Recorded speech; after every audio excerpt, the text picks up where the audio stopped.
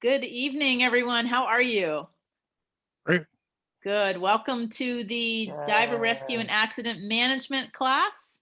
We have a lot to cover tonight. I've given you a couple of options because I don't know how everyone's feeling and how tired we are, but we're going to be meeting again on Saturday pretty much all day, and then we're going to meet on Sunday for the water stuff and the beside the water stuff.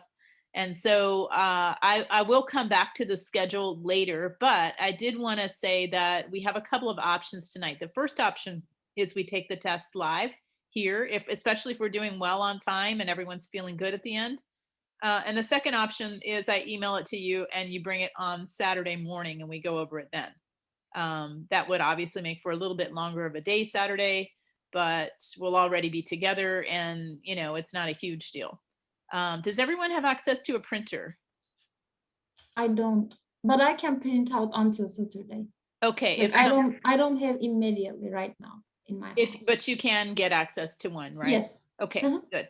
So before we begin, do you have a preference of taking the test tonight or waiting until Saturday?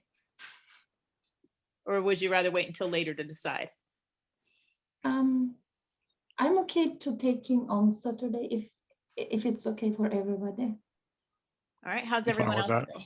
Yeah, I'm fine with Saturday as well. Yeah, I mean, if you have time, I'd love to get it over with, but Okay, I'm everything. where are you?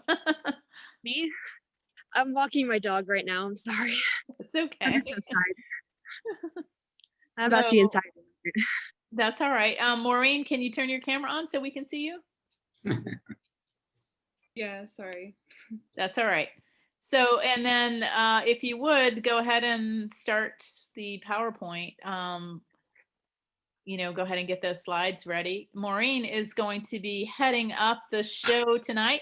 We have 4 instructors in training. And so we basically, you guys have a 1-to-1 ratio. So you students have a 1-to-1 ratio, which is pretty awesome. You actually have more than a 1-to-1 ratio because I'm here the whole time too. So, you know, you can't really beat that. You're going to get a lot of one-on-one attention. Now, something you should know, first off, my dog is invisible right now, but he's right next to me kissing me. It's funny that, come here, what are you doing? So, it's big. So anyway, I don't know why he disappears with this background, but so yeah, I'll bring him on Saturday so you guys can get a laugh because he's pretty hilarious. And Ronny will have his dog, of course, right? Guys, we have a lot of protocols in place. This is the very first time I will be teaching hands-on CPR, first aid, and everything in person. So it's important that you follow the protocols. I'm going to go over those tonight. Once we're done with the DRAM part of the presentation, I'm going to go over what the protocols are. I've already emailed you some of those. Everyone needs to be COVID tested. And I know several of you have already had COVID. But listen, I personally know of 3 people who got reinfected with COVID after recovering from it. And in all 3 cases, it was worse the second time. Personally, I just got my second COVID vaccination today. So I'm super excited. And the only reason I did is because I'm very vulnerable. You know, I on Tuesday was at the Mayo Clinic meeting with an infectious disease doctor, and she was cautioning me how I don't have an immune system and anything pretty much I could get and it would not turn out well. So I just want to keep everyone safe. This is a great opportunity to be safe. So get your COVID test, wear a mask. Everyone's going to hand wash before we start on any skills. You're going to wear gloves, which I'm going to provide you. We have a lot of protocols. So like I said, I'll go over that in more detail, but I do want to know that I appreciate everyone being safe. I'm also going to be checking your temperatures when you arrive. And even doing 2-person CPR, we're going to do it differently. We're going to have the person who's not doing mouth to mouth wear a mask. Okay. and everyone's going to have their own mask. I have all the supplies for everybody. You guys who've taken the class before, please bring your supplies, okay? It's important for you to bring your own supplies that I gave you last time, all right? Gabrielle, can I ask you a question? Sure. Like when we are meeting, exactly what time we will be meeting on Saturday? I sent it in an email, but I can look it back up for you. In the email? I've it's sent a bunch 9:30. of emails. I So sent a sorry. reminder just today. Oh, Did everyone get my email? Okay. Yes, at 9:30. Like in it, I am planning to be like I hope I will be able to get the test tomorrow. But one of my coworker got sick, so I'm covering her meetings for tomorrow, and I'm hoping between 2 and 4 p.m. I will be getting the test. But if I can't, I will be going to FEMU at 8 a.m. in the morning on Saturday. So I'm hoping it will come before the training. It will, if you get it at FAMU, but you have to like make an appointment. Otherwise, Yeah, I looked at their system today, but I couldn't find the appointment link. If anybody was able to do the appointment, if you can share with me, I would appreciate that. can someone post it in the chat box on how to make an Yeah, appointment? yeah, I did. I used. Thank you. curative- Frank just did. It's Yeah, I curative. did. Okay, I will check it again. I wasn't able to make it, but like, if I need to take the test Saturday, I will be at on time in the training area, but I will just wait until my results came out. If Okay. it's okay. Are you So just not for able to everyone find who's the helping, FAMU? I'm Oh, sorry, go ahead, Frank. I was just going to ask, were you just not able to find FAMU when you searched to get tested? No, I wasn't able to find the appointment website. Even I looked at the creative website. Then I said like book an appointment. It says like there is none. Well, there may Yeah. not be any. You may have to do walk-ups, in which case it's much better to do tomorrow. Okay, yeah, I will do my best, and I will send you an email about my situation. Okay. And I was going to say something else. I can't remember what I was going to say now. No, I lost it again. I hate when my brain does that. Oh, well. I know I was thinking of quarantining. Oh, I know what it was. Yes, yes. And so if you got the test today, then quarantine. I wanted to say that all my teachers, I need you to be there 30 minutes before everyone else if possible, just to help with setup and to go over everything, okay? So if you could please be there by 9, that would be great. Just so that we can get set up and go over what the plan is together. Is that on Saturday or Saturday. Sunday's another story, and we need to talk about it a little bit because it's going to be really, really, really cold in the morning. And we have the open water class scheduled in the morning currently. But, Bill, you're going to be assisting me, right, Bill? Right. So you and I both are not very cold tolerant, and the water is going to be fine. But when we come out, we're going to be freezing because a cold front is coming through. It's like 70 degrees right now, and a cold front is coming through. So the nights are going to be very cold. And so let's talk about how we might be able to shift the time slightly, maybe do some overlap with some of you working on the teaching. Okay, good. So Gizem got her appointment. So thanks, Frank. But anyway, I don't really want Bill and I to be so cold stressed in the morning that the rest of the day is difficult. Okay. So we'll talk more about that later. So Maureen, do you have the PowerPoint ready? Yes, I do. So go ahead and pull it up, please. Okay. Does anyone else have questions before we get started? We'll do some introductions in just a moment as well, because I know we have people who don't know each other. Some of you don't know me, actually. Okay, can everyone see that? Yes. Okay, cool. Just want to make sure. So yeah, so I am Gabrielle. I have a PhD in educational psychology and learning systems, instructional systems, and I'm an instructor trainer, meaning that I can train people all the way up to instructor. And both Maureen and Ronny are working on their assistant instructor right now with plans to go all the way to instructor. So And this is Scuba Educators International. It used to be known as YMCA Scuba in 2008. When the economy tanked, Scuba Educators International was formed by a whole bunch of instructor trainers with YMCA Scuba. And so it has the same standards, the same great standards and the like. So go ahead and let's introduce the team. And when you see your name, if you'll just say a little bit about yourself, how long you've been diving, you know, why you're doing what you're doing. So click to the next slide. And let's start in order with you, Maureen. Okay, so most of you guys know me. Say your I- name, and not everybody knows you. Yeah, I said most Yeah. everybody knows me. My name's Maureen Griffin. I have been diving for 4 years now. It has significantly improved and changed my life for the better, I would say. And I'm really excited to be teaching this class because this is actually going to be the first time that I've been teaching this class. The last time, oh no, actually, this is the second time. It's the first time you're doing the lecture, though. Yes, Yeah. this is the first time that I'll be teaching as assistant instructor. And this was always one of my favorite classes, and it's a really fun class. It's a great group of people, and I'm really excited. So that's me. And then next is going to be Ronny. And if he wants to talk, he can. Of course. Yes, Ronny. Hey, I'm Ronny Ahmed. I've been diving for 5 years.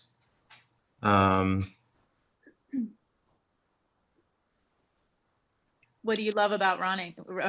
What do you love about diving, Ronny? I guess like being out in the environment and like getting to like I always like marine biology and stuff like that. So getting to see all the animals and critters that I get to used to watch online in person is pretty cool. Yes, and for anyone who didn't see the big news in the past week, it's official. Ronny has his Dive Master certification card, and he's the first ever person with paraplegia to earn his Dive Master certification with Scuba Educators International. So it's huge. And Ronny, I don't know if you saw all the comments on all the different social media platforms, but everyone from the head of TCC to the head of HSA has been congratulating you. Everyone's so proud of you and so happy that you've accomplished this. So I look forward. Couldn't have done it without you. Yeah. It's me. Hey guys, I'm Jaime. I'm one of the dive master in trainings. I've been diving for about 1.5 years. Diving has changed my life in a lot of different ways, especially with PTSD and things like that. So I'm hoping in the future I can help someone else become a diver and help them out. This is my first time teaching this or using this program, so bear with me, but I'm sure we're gonna do good. That's right. And Jaime is a veteran, a combat wounded veteran, scholarship recipient, and he has started with open water and continued his training and just done a beautiful job as he's progressing through his training. And so is Walt, who's next. Hey, Walt Kreitlow, Kreitlow. Typo. Sorry. We need to fix that. Remind me, please. Yes. I also started diving to ease my PTSD, and it has done immense easing of the PTSD. Actually, my wife pushes me out the door to make me go dive because I feel wonderful for days afterwards. And I've enjoyed every bit of it, and yeah, I'm enjoying every step of the way. I just keep going. That's great. And yeah, so everyone who knows me, and Maureen, you tried valiantly to change it, but I think it must be auto-correcting to IE. I have a view only PowerPoint, so I can't change it. Oh, how do you have a view only? I don't know. That doesn't make any sense. Okay, but don't worry about it. We'll fix it later. So, so yeah, you guys who are taking the class, you have 2 amazing veterans, and you have 2 people who are now working toward their assistant instructor as well. So you've got a lot of really, really cool people that are helping teach this class, and I'm really excited for them. Some, like Jaime, are brand new really to teaching in this environment, and so it'll be fun and interesting. And please just know that this is a learning experience for the teachers too. So be patient, and also know that that my puppy wants out, but also know that I'm an instructor trainer, and I'm going to be making gentle corrections to people. It's not to call them out in front. I just want to make sure that, that as they're teaching, they're learning, and they're learning to become better instructors as well. And so, just know that my job is to give feedback and to help everyone improve. And so that is no indication of anything other than you've got great people on the teaching team, and they are open to feedback, and they're going to be phenomenal instructors. Okay. Take it away, Maureen. Okay, perfect. So getting started tonight, we're going to be going over the DRAM rescue program. Hopefully everybody knows that that's what they're enrolled in. So DRAM actually really focuses on the CARE acronym, which we're going to go through in further slides. It stands for cognizance, assessment, rescue, and evacuation. So this is what the acronym stands for, and we're going to go over each one of these in detail. But before we go over these, we're actually going to talk about how to prevent accidents. Preventing is the best way to keep from having an accident and having to do a rescue. So a couple of things that you can do to prevent accidents is conduct pre-dive checks. So these are going to be like your buddy checks that you conduct, but actually like what you do for yourself. So making sure your cylinder is full, make sure your air is on fully, not the quarter turn back. Make sure the strap is tight, the power inflator hose is connected. And then what else can you guys think of to do before, like what do you guys do in your pre-dive checks? I always take a few breaths of off the regulator. Okay, yeah, to make sure the air tastes right. If Right. you're using mixed air or in general, I think that's a great idea. Anything else that anyone can think of? Double check my weights. Your weight, that's good. And make sure they're like clipped in if you're using integrated weights. Anyone else? I will be checking my BCD. Yeah, making sure that's working right. I know I forget to check my lights all the time. So like making sure that my batteries work and they're charged before I get in the water. Those are all great ideas. So we on dives also are going to bring a couple of safety devices. Maureen, can we pause for a moment? I direct messaged you, but I'm sure you didn't see it.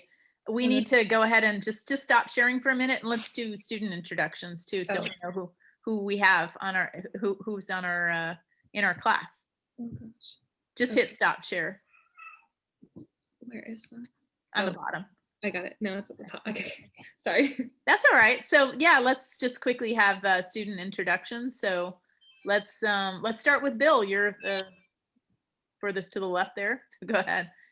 Yep, Bill Dawes. I've been diving for about 4 years. I really enjoy it.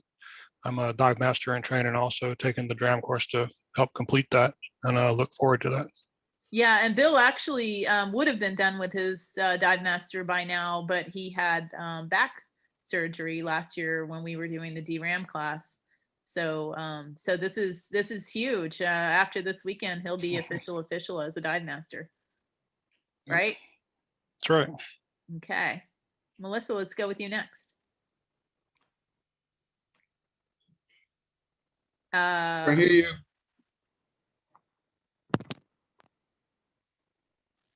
Can't hear you. It's even better. There you are. I heard you. Yeah, I'm Melissa. I've been diving for 1 year. And I think the main reason I'm taking this class is that I'll get to assist Gabrielle and be a HSA dive buddy. I'm considering being a dive master in training, but I think the dive buddy is a closer goal for me at this time. Awesome, Melissa. And Melissa is going to be assisting me in the Georgia Aquarium with JR, who has quadriplegia. And if you've never seen a diver with quadriplegia before, it's really, really awesome because they are not able to propel themselves at all. So I'm in touch contact with the person all the time, and there needs to be at least one other assistant HSA dive buddy certified or higher and rescue in the tank with us to assist as needed. Now, another reason that I'm excited about doing the HSA dive buddy class next is that we have a lot of volunteer opportunities. And so I don't know if you guys saw, I posted on the nonprofit Life Worth Leading that on April 10th, we're going to be doing sportsability this year. It's going to be different than past years because of COVID, but I'll need at least 2 HSA dive buddy certified people with rescue and everything else on that day to be in the water with me. And we can take turns with people, but it's going to be great. And Alicia also, and I'm not even sure I'm saying your name right because I haven't actually, I don't know that I've had a lot of conversations with you, but you're next. And she's taking the class for the same reason, to start doing some volunteer work. So go ahead. Yes, you are saying it right. It is Alicia. But yes, I've been diving for almost a year. June will be a year. But I really am looking forward to doing the HSA. I'm currently going to school for occupational therapy, and I fell in love with diving. So being able to kind of do both of it would be like ideal. So yeah, that's an awesome combination. Yeah. Great. Frank? Hey everyone, I'm Frank. I have been diving for coming up on 2 years now. I am also a dive master in training, and diving has done a lot for me in my personal life. I've dealt a lot with depression and anxiety issues. It's carried into my work life even. And since I've gotten into diving, it's really helped me with my stress management. I actually was complimented on from my boss today about how I'm handling situations so much better now. And she sees that I stay calm even when she knows I'm a little panicked or I have a lot going on. She sees how calm I am remaining. So I think it's just really neat how I've seen that kind of carry over. And I really want to just help other people find that scuba zen and that peace. That's a really big goal of mine, to help people with anxiety find diving. So. Sorry. That's amazing, Frank. I didn't know about you this one. Oh, that's awesome, Frank. And I'm not laughing at you. You can't even see, he keeps disappearing with this background, but Finn is on my lap and just he won't stop giving me kisses. So shh. But I love the Zooms with all the cats and the dogs and stuff. It's great. But Frank, no, not yet. Frank has come so far, and really everybody has. I'm thinking back to when I met all of you and how far you've come and how it's improved everyone's lives. And I call it scuba therapy. Like, I call it therapy. It's physical and emotional therapy. And I absolutely love it. And I love when other people love it. And when they get really good at it, they love it even more. And so, it's fun to see people growing and changing and then have it carry over into their personal and professional lives. It's not just scuba, it's overcoming things in the water helps you overcome things in a powerful way on land. So yeah, Gizem. Hey everybody, I'm Gizem. I've been diving almost 5 years now. It's been a great time. And I'm a dive master in training, and I'm also one of the HSA students. I can't wait to volunteer with Gabrielle and to help other people to dive. So I'm just happy to be here. I'm happy too. And I look forward to each of you assisting. There's a lot of need. A lot of need. So beyond just Melissa coming to the Georgia Aquarium, which I guarantee you it's going to be a life-changing experience for you, Melissa. It's going to be fun. But we're, you know, even Sportsability, many of us have volunteered at Sportsability in the past. Getting to work with kids with special needs. We do a lot with kids at Rotary Youth Camp, which of course we were not able to do last year because of COVID, but a lot of, you know, with the vaccinations now coming on board, and I think that things are going to slowly return to a different normal. It's not going to be completely ever normal, but it is going to be a different normal where we're going to have more opportunities to work with different people and in different environments. And so I look forward to that. And, you know, in the past, we've traveled to Orlando for the Family Cafe, which is a huge event for people with disabilities and their families. It's like 10,000 people at that event. And I know Maureen and Ronny have volunteered. I can't remember if anyone else here has, but it's just a powerful, awesome experience, as is Rotary Youth Camp, you know, as is Sportsability. But there are going to be many, many more opportunities like that where we get to do little road trips and be involved. So I'm glad you're all here. And we didn't miss anyone, did we? Because I'm terrible about stuff like that. Okay. So Yeah, I want to add something. I forget it. I'm sorry. Like, and like this semester, yeah, beginning of this semester, I became a vice president of a FSU Seminole Scuba Diving Club. And I didn't know like HESA program before. Now, like in one of our meetings, I will suggest our president to like give them a presentation about becoming a volunteer and like taking these courses. This yeah, is that'd be also great. another like purpose of mine right now. Excellent. So yeah, I'm happy to, anytime someone is interested in volunteering, if they'll make the commitment to volunteer, you know, I'll work with budgets and offer scholarships as needed and you know, reduce the costs as much as I can to help. Yeah, each meetings that we have, I guess we had like more than 6 now. I am sharing your website with everybody. Oh, well, thank you. Yeah. Thank you. Yeah, we have, right now we have an open water class with 4 students that are doing their checkout dives on Sunday. And I have people ready to go for the next class. So I'm actually going to be sending an email by tomorrow. I want to keep the class sizes small right now, which I like to keep them small anyway. But, so there's a lot of interest in it. And, you know, we definitely have people coming from FSU a lot. And so thank you. So yeah, so let's jump back in. Super excited you're all here. Really taking time out of your schedule to learn and grow together. And I think it's going to be a great experience for all of the people teaching and all of the people learning. So thank you. Are we missing Brian? Is he supposed to be? No, you didn't see my email today, did you? No, I don't. Yeah. I saw one email from you today. Yeah, it said, and Brian, who had to leave due to a family emergency, but will sign up for the next class. Gotcha. Yeah, so he's an EMT, and I was teasing my all my teaching team that, you know, we were going to have to do things perfectly because we were going to have an EMT taking the class with us, but now we don't. So, no, just kidding. So, all right, back to it, Maureen. Okay, so back to it. We were talking about preventing accidents before they happen. So we talked about conducting pre-dive checks, not only on yourself, but with buddy checks as well. And then another thing you can do to prevent accidents is actually to have safety devices. So a dive flag if you're in navigable waters, which this Sunday when we are at Big Blue, we will need a dive flag. SUV deployments, which you guys all have experience with, hopefully. Or safety sausages is the other name for them. Bringing a dive knife is helpful if you're rescuing.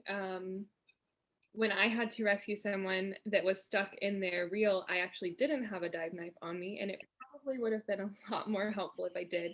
Feel free to share that story, Maureen, because not everyone knows that story. Yeah, so, I would love to hear. So I was actually helping Gabrielle out with a class. She had the open water students, and I was actually taking Frank on one of his advanced checkout dives. So it was me and Frank, and we were out Panama City on PCDC charter, and we went down the line And at the bottom, when we tied, like where we were tied off onto the wreck, there was a girl that was completely wrapped up in her reel. And I looked around to find where her buddy was because she was struggling, and she was diving alone, no buddy. So there's another important thing: always have a buddy. Dive with a buddy. Diving alone? Yeah, Oh my alone. She was diving alone. She actually asked if she could join our group for the second dive, me and Frank, and I was not having it.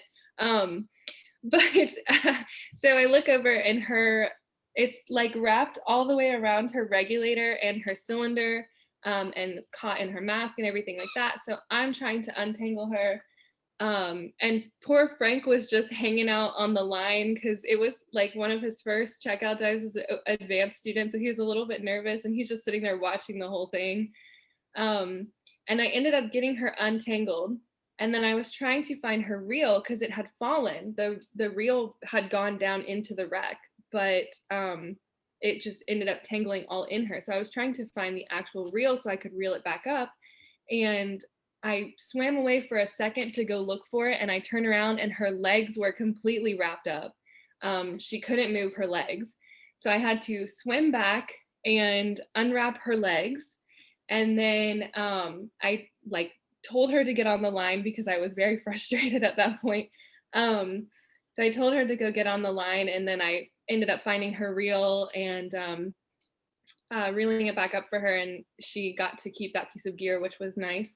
I know they're not too expensive, but it still sucks to lose gear.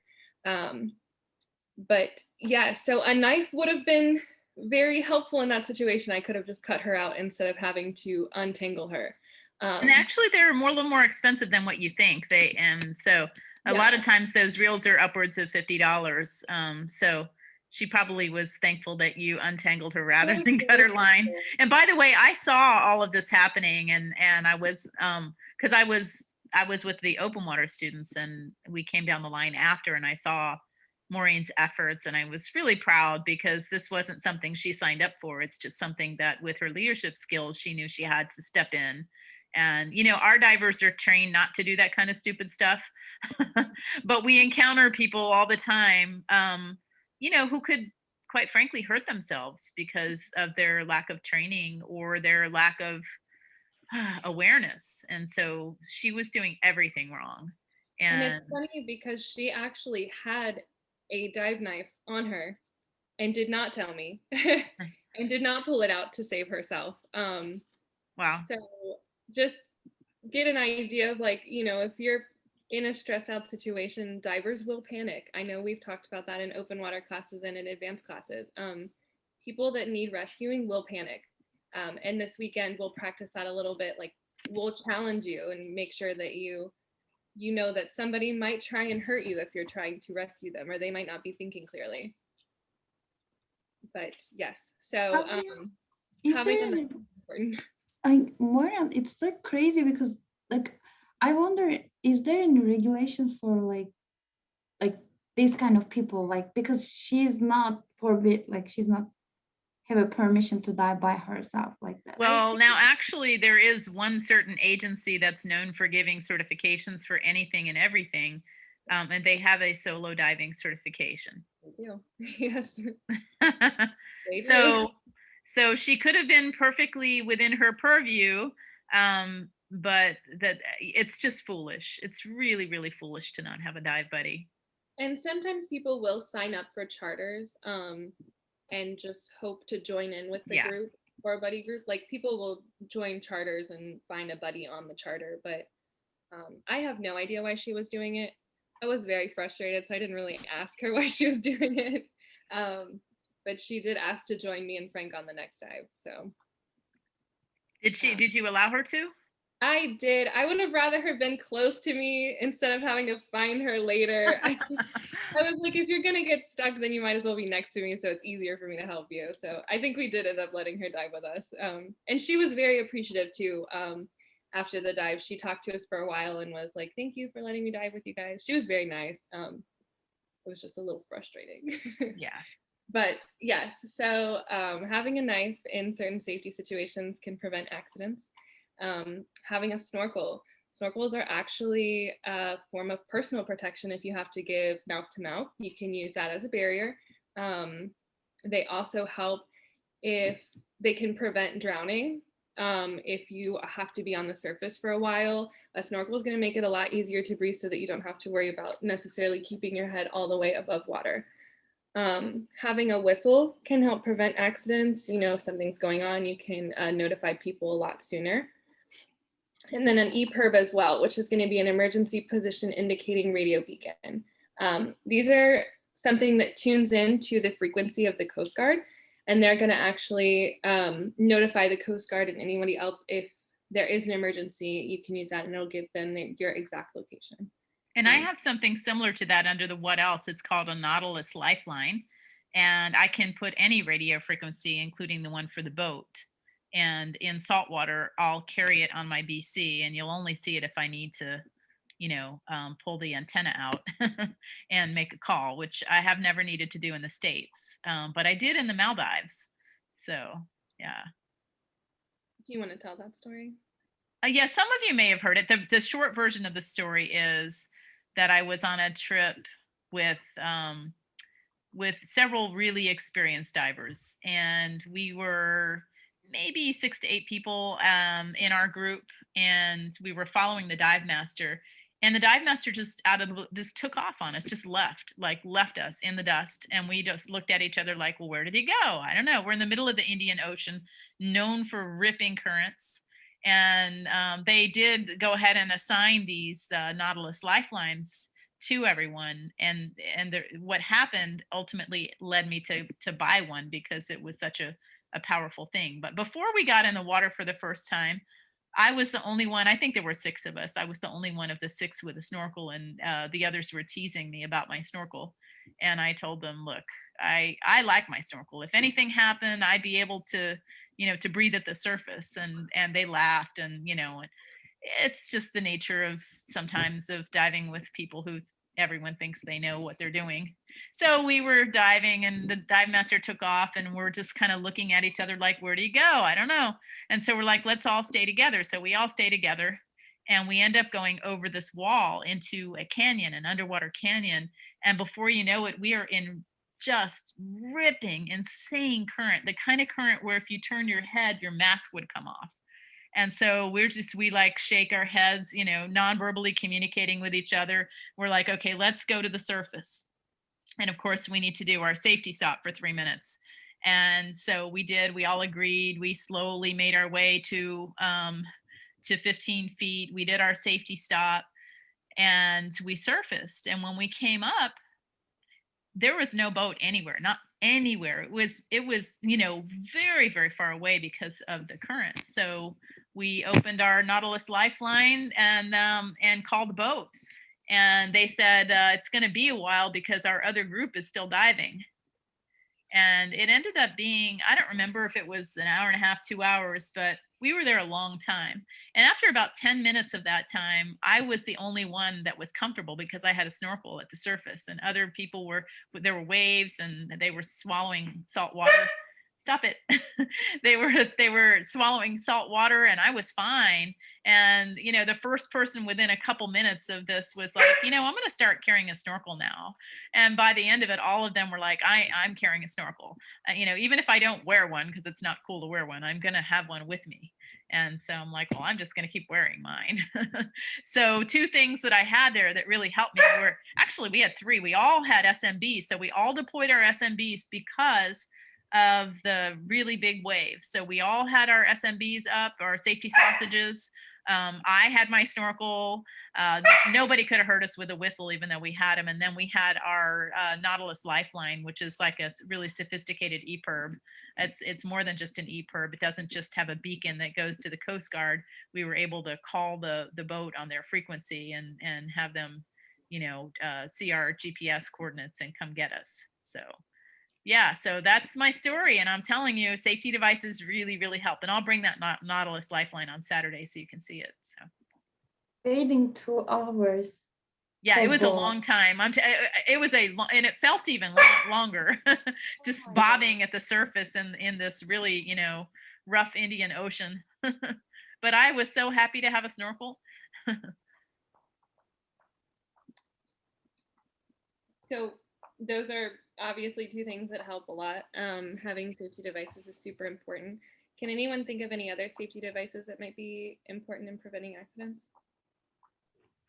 Flashlight. Flashlight. Flashlight is a very important one, definitely, and making sure that it works and it has charged batteries. And that can help you see situations, you know, maybe lower visibility situations. Anything else? Dive computers. Dive computers, yeah, definitely. Some of them will tell you if you're getting towards limits. It'll help you with making sure that you don't go over the time limit that you're supposed to be at. That can definitely help. Anything else?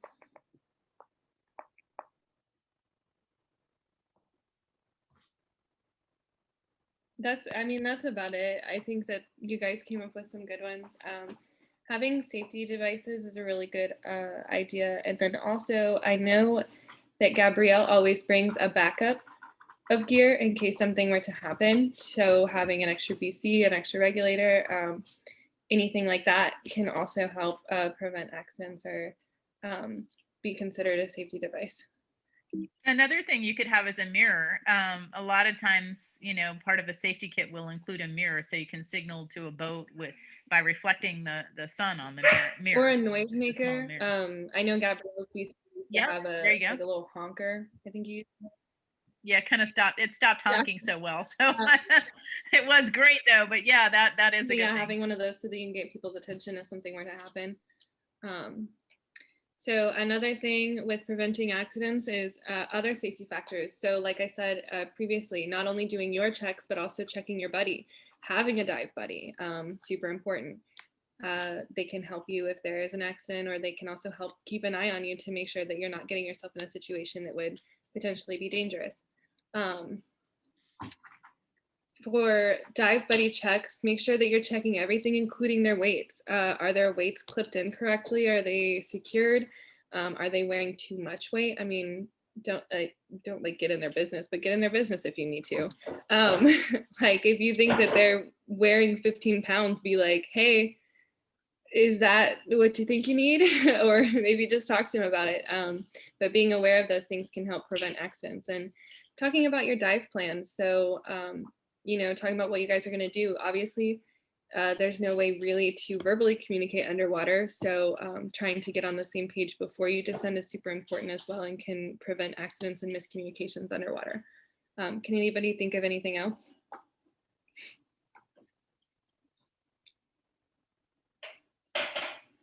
Would dive briefings fall in this?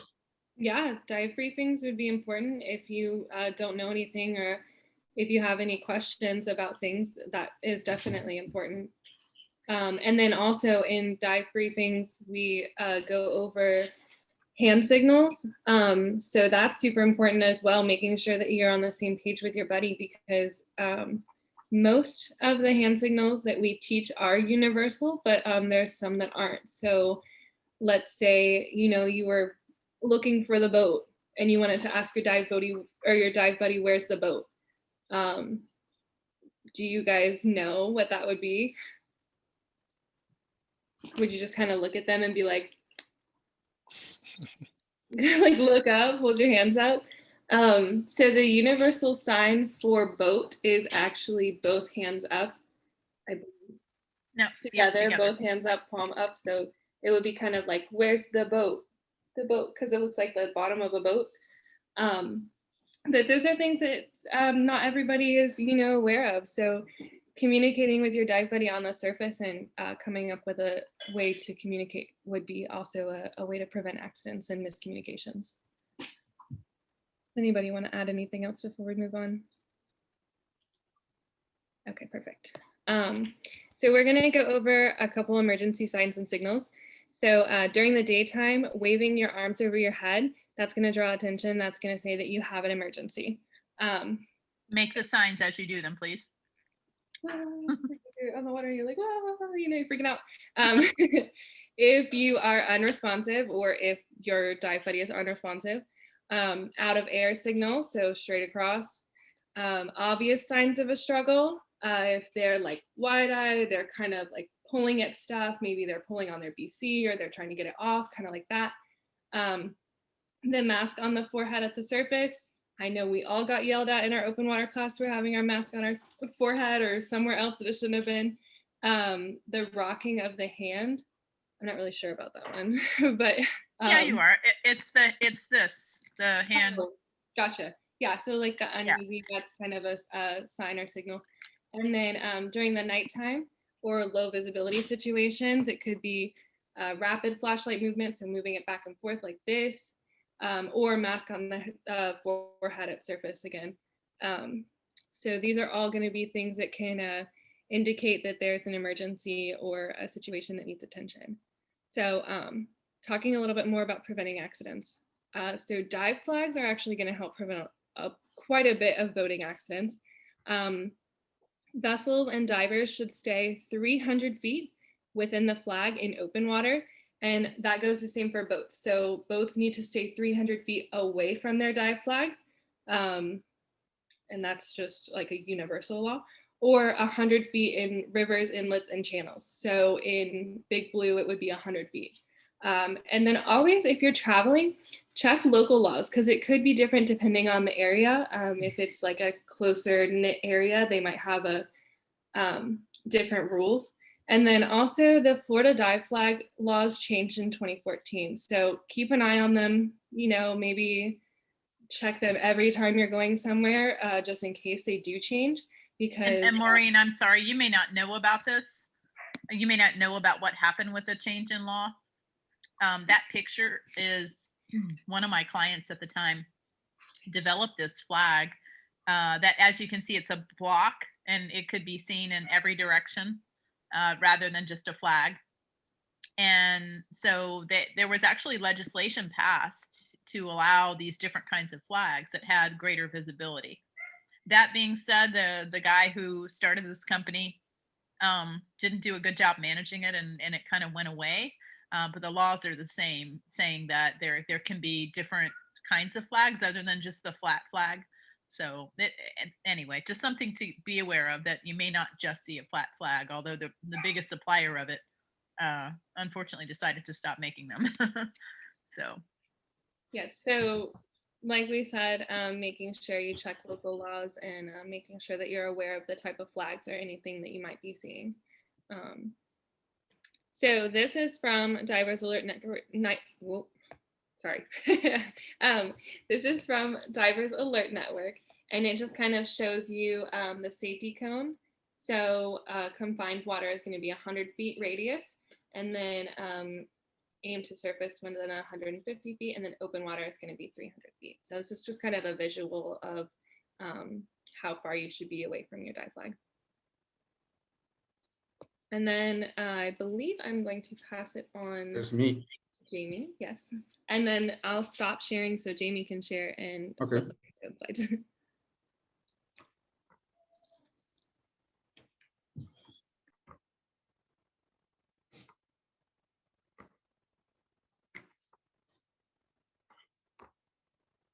Can everybody see that?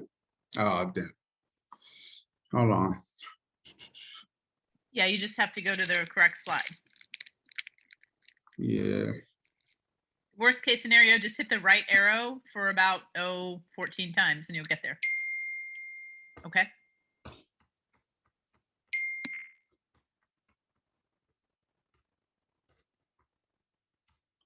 All right. I'm going to be teaching cognizance. What is cognizance?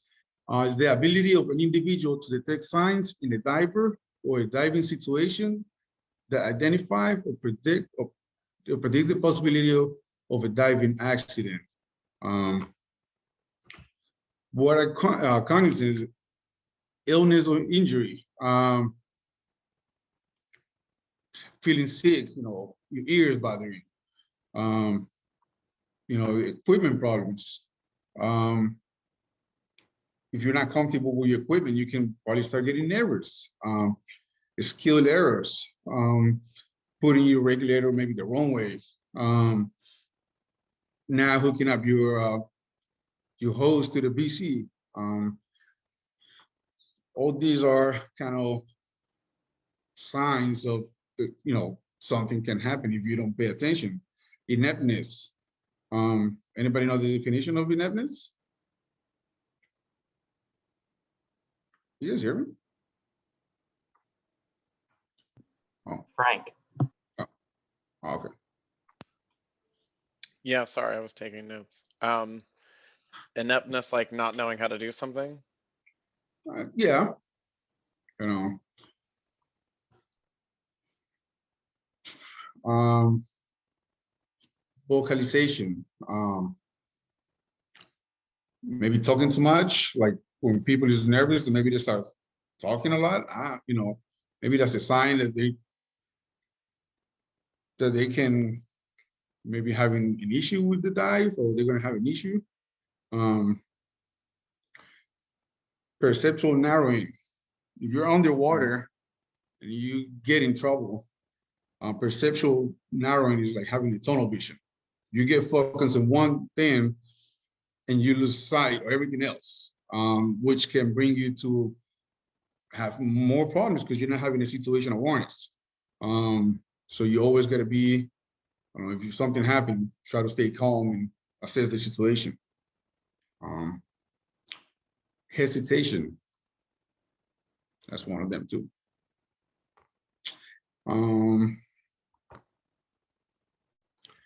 During entry, improper techniques. Improper techniques like entering the water. You might try to do a back roll and then you do like a side roll and hit your head somewhere. So always pay attention. Reaching for support or clinging or climbing. You know, if you jump in the water and the first thing you do is hold to a buoy or a line, you know, jumping around, that's probably a sign that you might be having a problem. High treading, equipment rejection, high treading.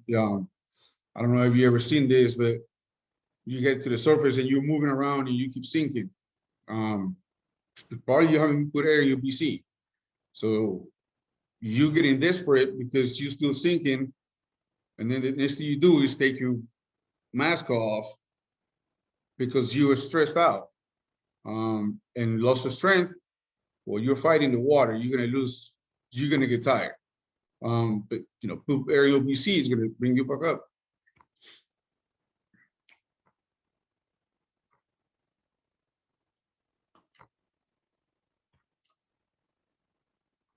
Cognizance during descent, buoyancy problems, clearing difficulties, changing descent rate. Clearing is probably not the hardest, but I've seen a lot of people having problems clearing their ears. I think I was one of them. I actually had to go to the hospital, probably on my second checkout dives. I wasn't clearing right, and then I felt like I had water in my ear, and they, you know, I had to go to the doctor and make sure there was nothing going on. But make sure you clear often, so you don't have any ear problems. Buoyancy problems, you might be overweight, or you might not have enough weight. So you're gonna find yourself having trouble sinking. You can have an error in UBC, or you just don't have enough weights. And changing descent, you might be too weighted, and you're gonna get some error in UBC, and you're gonna sink. And if that happens, if you descend in a fast rate, you probably are gonna freak out because you're gonna hit bottom. But just put some air on UBC and relax. Consciousness doing underwater swim. Unusual behavioral change. The speed and direction. If you see one of your friends, you know, like your dive buddy, start speeding up somewhere else, maybe he's feeling sick or something, pay attention to your dive buddy or pay attention to the group that you're with. Fail to keep the pace. Staying behind the dive, of your group or leaving your group without letting anybody know. So always look for these divers that are having different behaviors, because you might not know what's going on. You know, you can help them out. Changing position of the hands, I don't know about that. I mean, anybody knows anything about changing position of the hand?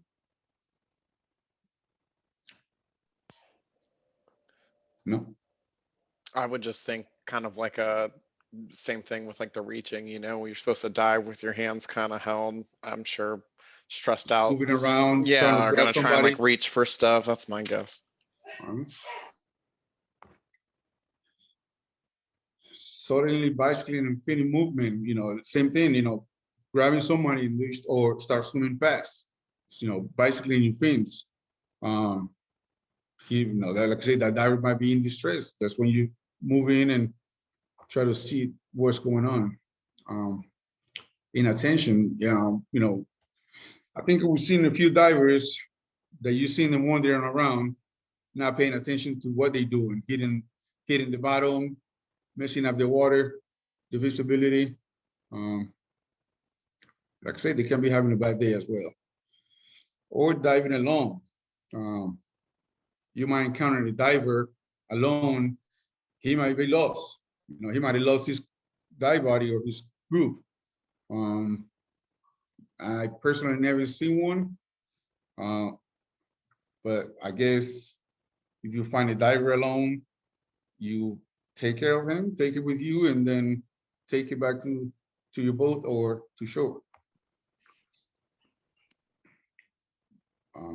Cognizance during ascent. Wrong place, time, manner. Ascending may be too fast. If you see a diver panicking during ascent, he might try to shoot up to the surface. If you see your dive body swimming too fast to the surface, what can you do?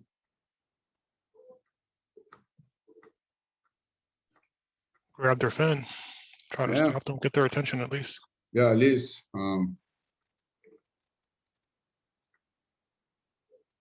know, sometimes, you know, but if he's in distress, try not to like get in front of them or anything, because he might, you know, try to attack you or anything and put you in danger as well.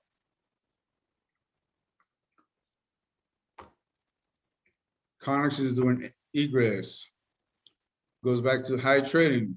Same thing, you know, you're up in the surface, you keep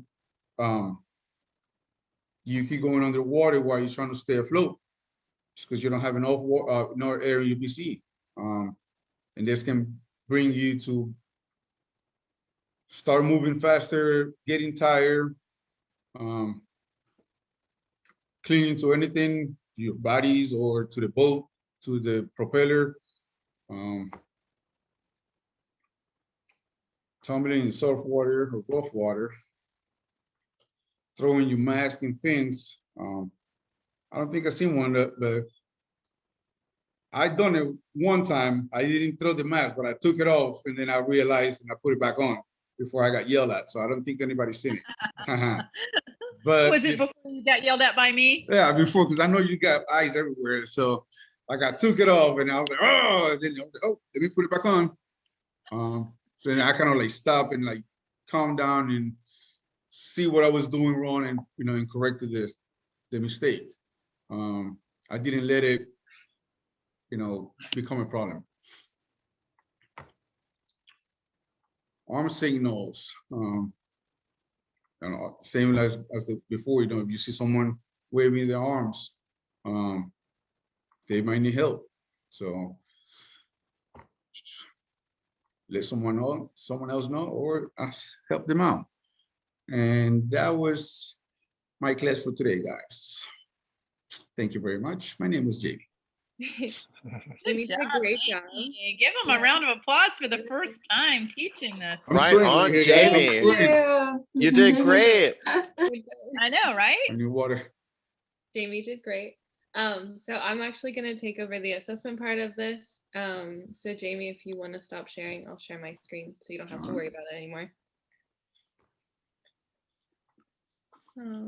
So for anyone who doesn't know us, Maureen and I both have dogs named Finn. I had one first though. You did have one first, yes. This is my Finn. Your Finn is adorable, and I love all the kitty cats. Alicia, do you have any pets? What's that? I said, do you have any Oh, pets? I have a bunch. You know my mom. That's right. Yeah, I have a whole farm, so. Oh, that's awesome. Actually, your mom, see, this is why sometimes I forget connections.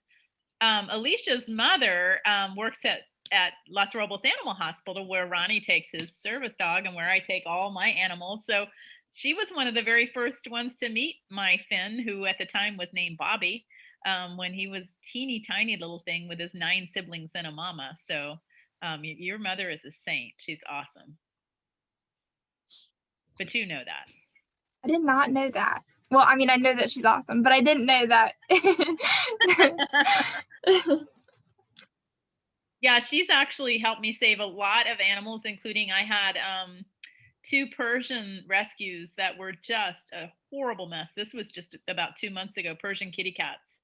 And their human had died, and it was a woman who died, and the husband, I guess, just didn't know what he was doing, and he just neglected them, and they were a matted mess. They each lost about 4 pounds worth of matted fur, and your mom gave them lion mane shaves and took care of them, and they, you know, you would have thought would have been traumatized, but they actually were so happy when they got out of there. It was like they had a spa day because she just took such great care of them, and they've since been adopted to a wonderful home together. So good. That's awesome.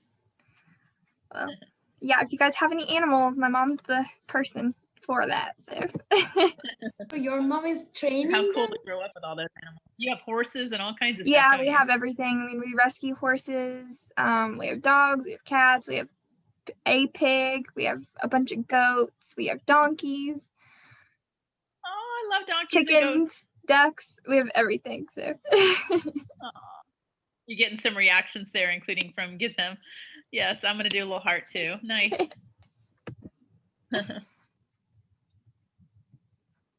All right, so Maureen, take it back over. So, sorry. No, it's okay. So we're going to talk about the A in care, which is going to stand for assessment.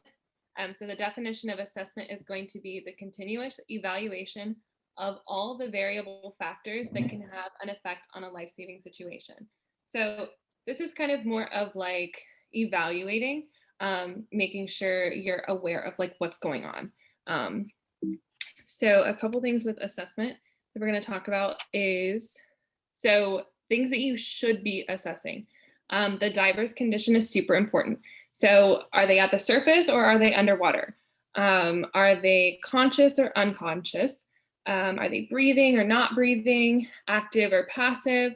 And then also watching for progressive signs. So if there was an emergency, is it getting better? Are they, becoming more aware of what's going on, or is it getting worse?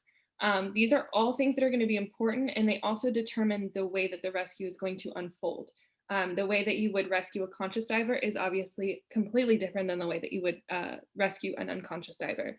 So the assessment is just going to stand for making sure that you are aware of everything going on in the situations. So not only are you going to be assessing the diver's condition, but you also need to make sure that you're assessing the environment. So what is the distance to this disabled diver? Are they very far away from you, or are they pretty close to you? Do you have access to a stable platform to perform CPR? Is there a current in the place that you guys are at? What's the water temperature like? Is there a threat for hypothermia? Like, is this a, super quick thing? Like, do they need to get out of the water kind of thing? Is there boat traffic, obstacles, visibility, and marine life? So with marine life, it could be, are there jellyfish around and maybe they're having an allergic reaction to jellyfish? All of these things are super important to be aware of and keep in mind. So not just assessing the diver's condition, but also the environment that you're in. And then for the assessment, you also need to make sure that you assess their scuba equipment. So their own gear is important. Consider their weight system. Do they need to be dropping weights? Are they wearing too much weight? Is this going to affect the rescue? Use of the BCs. So you can use the BC for a flotation device to assist you in aiding you getting them to the surface. And then also, is the equipment the source of the problem? Is their mask in the way? Are they out of air, or like, are they having an air malfunction? Or is the cylinder out of the strap? All of these things are things that you should be aware of and be able to recognize in case of an emergency. And then also, not only their equipment, but your equipment. Is your equipment suited to be able to help somebody else? Are you comfortable with what you have on you? All of those things are very important in making sure you understand how to go about the rescue. So with the assessing, not only do you need to know about the gear and where they're at, but you also need to know what you have on site to help you in a rescue. So in the picture right there is actually a spine board in the back, and we're going to be using one of those on Sunday to assist us with rescues. So knowing what you have on site, do you have floats that are going to help you? Maybe there's a ring buoy, cushions, lines, an extra BC. You can use that as a flotation device, anything like that. Do you have a boat or a float? And then also, like, a surfboard or a kayak can be used as a spine board if you don't have one. Assessing and making sure that you know what you have on site and what you can use it for, because some things that might not seem like they're for life-saving, you could potentially use as a life-saving device. Do you want to ask a question? Yeah, go ahead. What's the difference between a backboard and a spine board? Because I know for like lifeguarding, we used to use backboards. I've never heard it been referred to as a spine board before. Gabrielle, do you have an answer? Yeah, how long ago did you take your class, Melissa? I was in high school, so I guess that ages me. Yeah, so so they probably used to call them backboards. They're spine boards now. Really? So I don't really know of any difference other than the spine board really is about supporting the spine in every way possible. Most spine boards, including the one that I have like Velcro already, built in so that you can support the person fully at every point on their body. Damn, just aged myself. That's a good Yeah, how far out are you? Like 30 years out, Melissa? You're not that old. Come on. No, I mean, I thought I was pretty up to date with this stuff. Shit. They change things all the time. They do change things all the time, but it's a spine board or a backboard. I remember when it was called a backboard, but I don't think that there's a difference. I will confirm that, but they seem to be the same. Okay. Other than there's a lot more cognizance of the spine and how important it is to support it, because spinal injuries are really, really serious. So that's a good question. Yeah, it is a good. I've never had that question before. Yeah. Does anybody else have any other questions that we can hopefully answer? Okay. So for assessment, not only do we need to recognize what's going on with all of these things, but we also need to look at our status. If we're the rescuer, do we have the ability to carry out a rescue? Are we in the middle of teaching a class with an open water class that we can't leave? There's always important information that needs to be considered, not only with them, but with yourself included.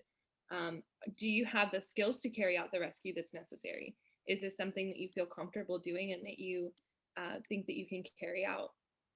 How is your physical condition? So, they might need you to, they might need to be dragged out of the water. They might need CPR. Are you equipped to be doing CPR for a long time? So taking into consideration your physical condition is super important as well. And then, are you ready to go? Are you in a scenario where you feel like you can jump in right then? And then also, what's your decompression status? If there's an emergency and you're kind of at the end of the dive, do you have the time limit to be able to go assist in this recovery? Or not recovery. Hopefully it's not a recovery, but this emergency situation. And then also making sure that you enlist other divers if you need help. One of the main things about being a rescue is being able to delegate jobs to other people to help ease the stress on yourself. And on Sunday, we're actually going to take turns being the rescuer. Each person is going to have to be the rescuer, and you're actually going to delegate and tell the other divers around what to do. So someone should be calling 911. Another person maybe should be grabbing the oxygen kit if they need oxygen. Someone else could grab a spine board. So definitely enlisting other divers and making sure that you're able to communicate and tell them what you need help with. And with that, that concludes my A portion of the presentation. So I believe, I don't remember who was doing R, but, oh, okay, cool. So Ronny. R for Ronny, and while Ronny is getting ready to teach, I'll say that I looked it up, and there is not an obvious difference between a backboard and a spine board. The spine board obviously focuses more on the C collar and keeping the head and neck straight, but you could do that with a backboard as well, just with the right way of immobilizing the head and neck. So.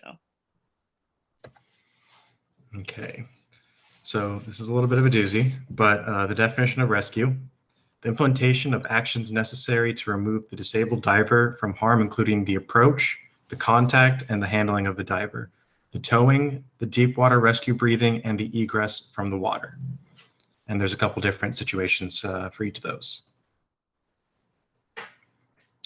First off, choice to swim or not swim. So you have extensions such as a rational diver, avoid personal contact, and then reach, throw, row, tow, and go. So in general, you really don't want to put yourself in harm's way. So at any point, you can get someone to rescue themselves. That's always going to be the most preferential way and the safest way. So first off, you're going to encourage self-rescue, even if you are the victim. Assess the situation. Where is your buddy? He or she is your alternate air source. Don't panic. Keep breathing. Establish positive buoyancy, and then alert others of the problem. So, swimming. Keep easiest transport. Choose easiest transport, and keep your eyes on the diver. So there's going to be a couple of different transport issues that we're going to deal with later. Drop all your extra gear. Conserve your energy, which is part of the reason that you drop your gear. And then call for help. Communicate with your diver. And then rescuer safety. So as I was saying before, you don't want to have a situation where you're not having to rescue two people instead of one because overconfidence or just not assessing the situation properly. And then tow a line with a float.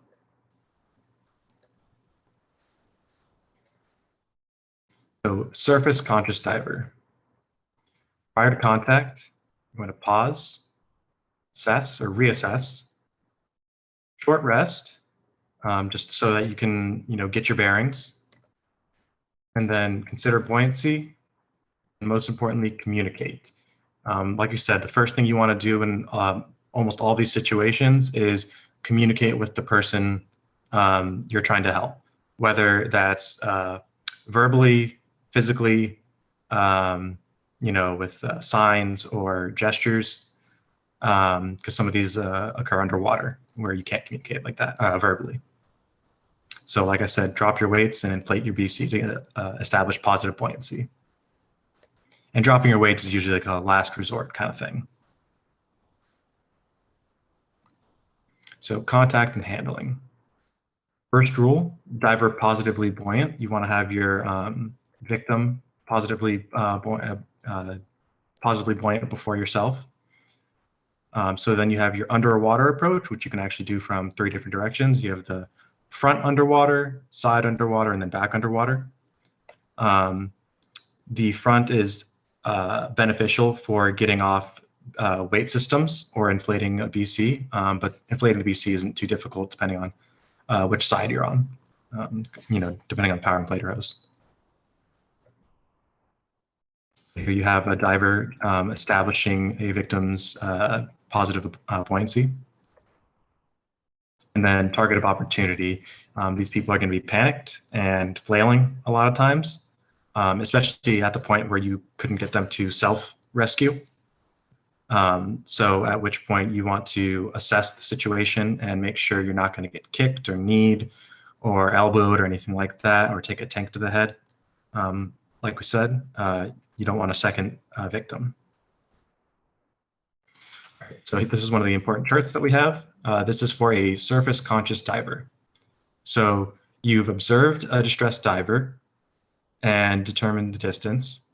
You check to see if it's close to a boat or shore.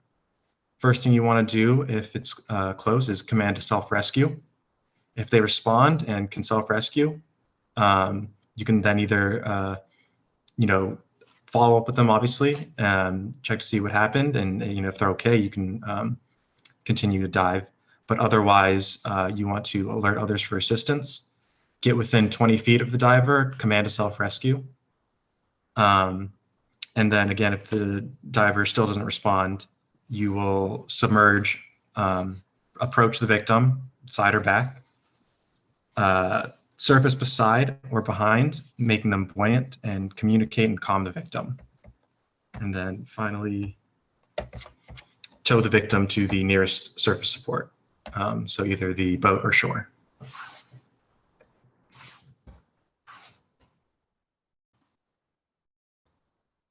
So some defenses when you are a rescuer. As I said, you want to avoid a double drowning. Stressed divers do not react rationally. I'm sure anyone that's had a panic knows what that's like. Confirm ability to breathe if grabbed. So like I was saying, don't be a victim yourself. Establish your own breathing and your own equipment before jumping into one of these situations. Command. And then use the BCs of the struggling divers first, like I said, and then establish yours. And then follow up. Communicate once established or once stabilized. And keep distressed diver's face out of the water to reduce stress.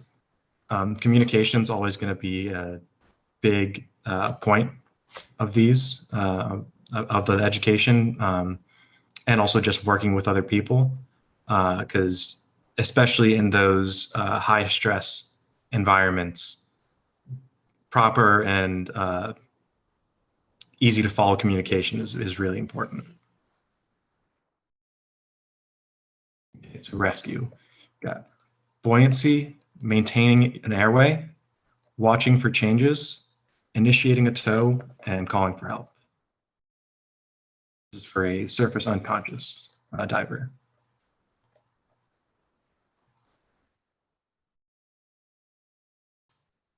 So surface unconscious non-breathing, want to establish a buoyancy, give 2 rescue breaths, and then determine your distance to a stable platform. So if it is under 5 minutes, you're just going to go right ahead and initiate the tow. Otherwise, you're going to give breaths for 1 minute and then begin the tow. And that's just because those rescue breaths can be enormously important. And then also consider a gear strip to conserve energy, and call for help if which should be available. Here's the chart for a surface unconscious diver. So the diver appears unresponsive. Rescuer enters the water and approaches the diver. If the diver responds, you determine the problem. And if they are not disabled, you can either continue the dive or exit the water, depending on the situation. Otherwise, you're going to tow them to the nearest surface support. If the diver is not responsive, you're going to call for help, turn them face up and confirm positive buoyancy, open the airway, which we'll go over, and assess breathing. If they're breathing, you tow them to the nearest surface. If they're not, you give 2 rescue breaths. You check the distance. If it's Under 5 minutes away, you tow. Otherwise, you remain in place for 1 minute, giving breaths, and then tow. So a submerged conscious victim. So general distress or anxiety, these are some of the things that will cause it. Entanglement, injury or illness, equipment problems, uncontrolled descent, out of air emergencies, and uncontrolled ascents. And each of these kind of has their own nuances with how you want to deal with them, which we'll go over. So you have an initial contact. This person is either ascending too fast or scrambling towards the surface in a panic manner.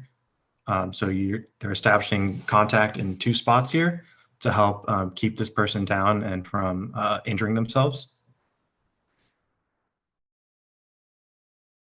So this is near the surface, rescuer helping a struggling diver. And then here's another chart for, this is our third one. So this is for a submerged conscious diver. So a diver. You may want to ask the students if they have had any experience either performing a rescue or being rescued, Okay. Does anyone have experience with that? I had experience with my backboards and lifeguarding, but that's about it. That's good though. Has anyone either been rescued or rescued someone else while you were scuba diving? I have both experiences. Sure. One of them is with party. Like we were in the big blue. Sorry, I had to laugh because No, I know why. I want to laugh. We were in the big blue without you, Gabrielle, and then Fatih wasn't like following me, and then when I turned back and I see he got catched from I don't know what you guys call, but like these fishing lines. Oh, he was entangled in monofilament. It's fishing line. Yes. Yeah. And then I stopped because like he was trying to get rid of by himself, like he was doing so big moves, and he's a big guy that I will not be able to hold him. I just waited and I was like trying to make him calm, like look at my eyes, but he wasn't.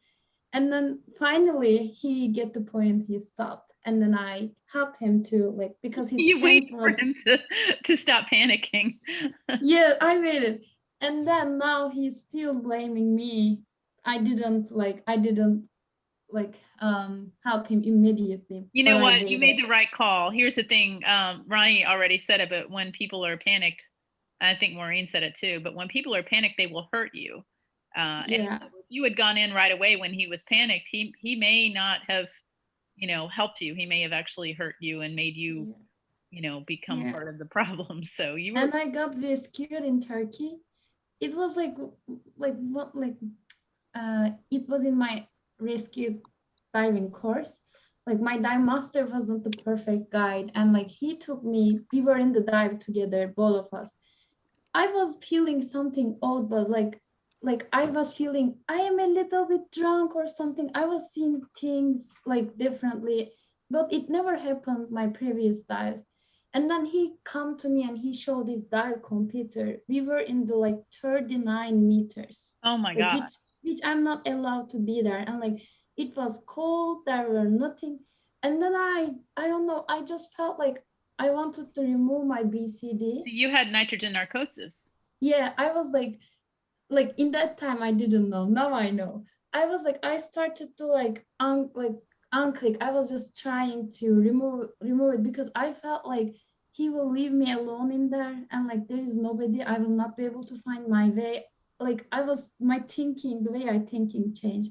You were on air too, right? You were diving on air, not on nitrox? No, I was on, I guess, air. Yeah. Because I didn't have nitrox certification in that time. So that's scary. And, and I tell stories all the time, but it's really interesting to hear your perspective as someone who did have a reaction where it wasn't euphoria. It was actually I need to take my gear off. And because I was feeling my gear is taking me deep. It's not his fault. So I need to remove it, and I will go and I will be okay. I was feeling. And then we saw a fish I swear to God, like it was like a house big, like because it was the way my perception. And then he told me like it wasn't that big, like Did he it help was pull you my up, or how did you overcome? like, oh, he helped me. He first of all, he tried to some, like he was like calm down, like breathe more, like he helped me to calm down. Like once he figured that I am calm, then we started to like ascend. And then I was so angry, like because like I don't have a license to dive that much deep, and he didn't debrief me before our diving because he said he saw the turtle and he wanted to show me. I was so angry, and like still I have like this anxious when I am diving in the sea. Like I feel like if our dive master, like if the guy, like person who leads me go the way deep that I didn't expect before the dive, it was a horrible experience. How many meters did you say? 39? 39, yes. Yeah, so that's almost 130 feet for anyone who doesn't know meters. So definitely nitrogen narcosis is a real factor at that depth. In fact, it happens a little closer to 80 to 100 feet. So it's a good thing that nothing bad happened to you. I mean, it was bad and it could have been a lot worse. There have been incidents of people thinking they can breathe underwater and they take the regulator out of their mouth. And this is why I strongly encourage everybody to get advanced and nitrox certified so that you are equipped to know how to handle these things. Because the last thing you want to do as a rescue diver is to think that somebody may need to rescue you. You want to help other people, hopefully. So, but wow, thank you for sharing that story. That sheds light on how wrong things can go if you're not well trained, or if you go with somebody who doesn't know what they're doing, quite frankly. So, and Gabrielle, it was a nice lesson for me because when I was reading the books, like when it says like sometimes divers tend to like open their BCD, they want to remove all the stuff, like also I was like, oh my God, like who will do that? Like who, like how stupid behavior is it? And then I was the one who exactly did. Yeah, it is just one of those things where when you are so nitrogen loaded, you're not thinking clearly. Cognitively, you're not yourself, and so your perception of everything, even you saying that the fish, was huge and everything is off. And so some people feel really happy and kind of giddy, drunk kind of feeling, and some people feel panicked. And a lot of people just think that they are superhuman, and and then there are people who just want to get their gear off. So so nitrogen narcosis is definitely something that if you were going to save somebody from it, all you need to do is just descend a little bit and it goes away on its own. But prevention of it is getting nitrox certified and never, ever, ever diving below your depth limit. So open water divers are 60 feet and advanced are 100 feet. Although there is an unwritten rule, and that's probably the unwritten rule he thought he was following, was to take you to 130 feet. But I would never do that to somebody on air, because that brings up a whole other problem, right? Because you would blow the tables out too, the dive tables. So. Okay. All right, so that was a good discussion. Thank you, Ronny. Mm-hmm. Okay, so I think we just went over this. Yeah. So this is another chart for a submerged conscious diver. If the diver appears distressed, first thing you want to do is make physical contact and eye contact. Again, like I said, communication's hugely important and helps a lot with calming people down in the situations. So is the diver highly stressed? Yes. Attempt to calm the diver down. Determine the problem. If no, determine if the problem exists. And then if the problem is solved, yes, continue diving or surface. And then no, initiate ascent and control buoyancy. Safety stop if possible, and provide surface support and tow if necessary, which I've had to do that once, I feel, out in the jetties. submerged unconscious diver, scariest situation. So quick assessment, return to the surface as soon as possible. You want to hold their mouthpiece in if it's already in their mouth. So don't place it back in, but if it's still in their mouth, you want to make sure to keep it there if they are still breathing. Head forward. Can we just back up to the return to the surface ASAP? You don't mean like bolt to the surface, right? No. Should the person do a safe controlled descent but skip their safety stop? Yes. Correct. Very good. So that, yeah, like we're saying, you don't want to make yourself a victim. So you always want to take all these considerations with your health and safety in mind. So head forward, remove the diver's partially flooded mask. And you want to keep it neutrally, like in a neutral position. If they start convulsing, you want to wait until that subsides. And then your rate may exceed 30 feet per minute. But again, something you want to be careful of and don't injure yourself. And like I said, dropping weights is kind of a last ditch effort. Usually just working with BC and the inflator hose, the power inflator hose and stuff like that is plenty. But if need be, you should understand how to work different weight setups. So weight belts, integrated weights, and the different clasps, especially if you're working with someone new, you want to kind of go over both your equipments. So both of you know how to function each other's gear. Yeah, and so weight belts should always be right hand release. And then definitely when you're doing a buddy check with your dive buddy, you confirm, where's your weight system and how do I remove them? But honestly, if people aren't overweighted, this isn't really a big deal. So the only people that I don't know, let's see, Alicia, how much weight do you wear typically? It depends. I started off with 8 pounds, I think.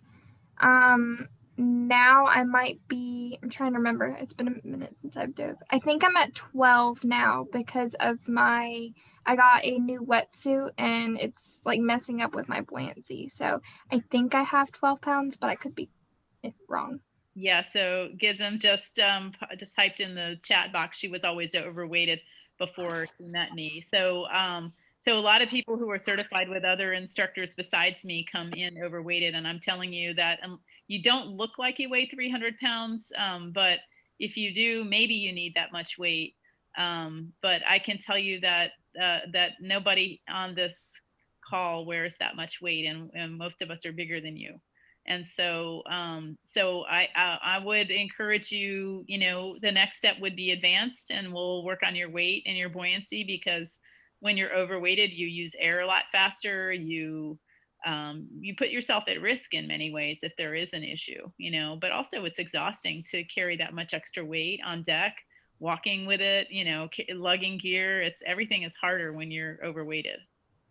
Right. When I was getting certified with open water, he started me off with no weights at all because he didn't want us to be weighted if possible.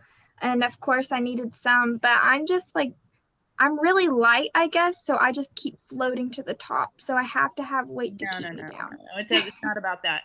It's not okay. At all. I don't know what my problem is, but no matter what.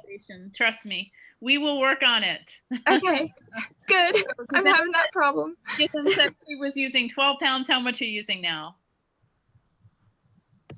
6. 6 pounds. Yes. Yeah, and that's with a 5 mil wetsuit, right? Yes. Yeah.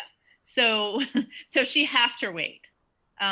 So I'm just saying that it's really not about, being light or anything like, it's about relaxation. And it's true that the thicker the wetsuit you wear, that you're going to need more weight, but most people are way, way overweighted when they come to me from another agency. And then I help them get the correct weighting so that then they can relax in the water. And you'll see that when you do, your trim, you're going to be horizontal in the water. You're going to be better at trim and form, and therefore you're not going to disrupt the environment. You know, you're going to frog kick only. You're going to just be better in the water. And so yeah, if someone is overweighted, then dropping weights probably is going to be more of a consideration than if people are correctly weighted. But good discussion, Ronny. Here's our last chart. It's a submerged unconscious diver. So a diver appears motionless. Again, you want to make physical and eye contact. Is the diver responsive? If yes, determine if a problem exists, solve underwater if possible, and then decide whether to continue or end the dive. If they are not responsive, check if they're where the regulator is. If it is in their mouth, you want to maintain it in their mouth. If not, you want to put their head in a neutral position and start ascending. So if they're convulsing, or if they're not convulsing, that you would also start the ascent up. However, if they are convulsing, you want to wait for the convulsing to finish. And then once you're at the surface, you're going to turn them face up, establish positive buoyancy and call for help. Give 2 rescue breaths and assess the surface support availability. So if it's under 5 minutes, you start the tow. Otherwise, you remain in place for 1 minute, giving breaths, and then tow to the nearest surface. I have a quick question. Do you mind going back? Yep. So when you said someone's convulsing, wait for the convulsing to finish, like stop bringing them up, or just like stay where you're at? Yeah, exactly. So stay where you're at, keep a neutral position and just wait for them to stop convulsing. And then once they've stopped, then you continue the ascent up. Okay. Good question. Okay, so towing. We've got a couple different towing techniques. So once you're stabilized on the surface, I'm going to strip gear and if necessary, and then diver, then rescuer. So some of the different tows that we have a foot push.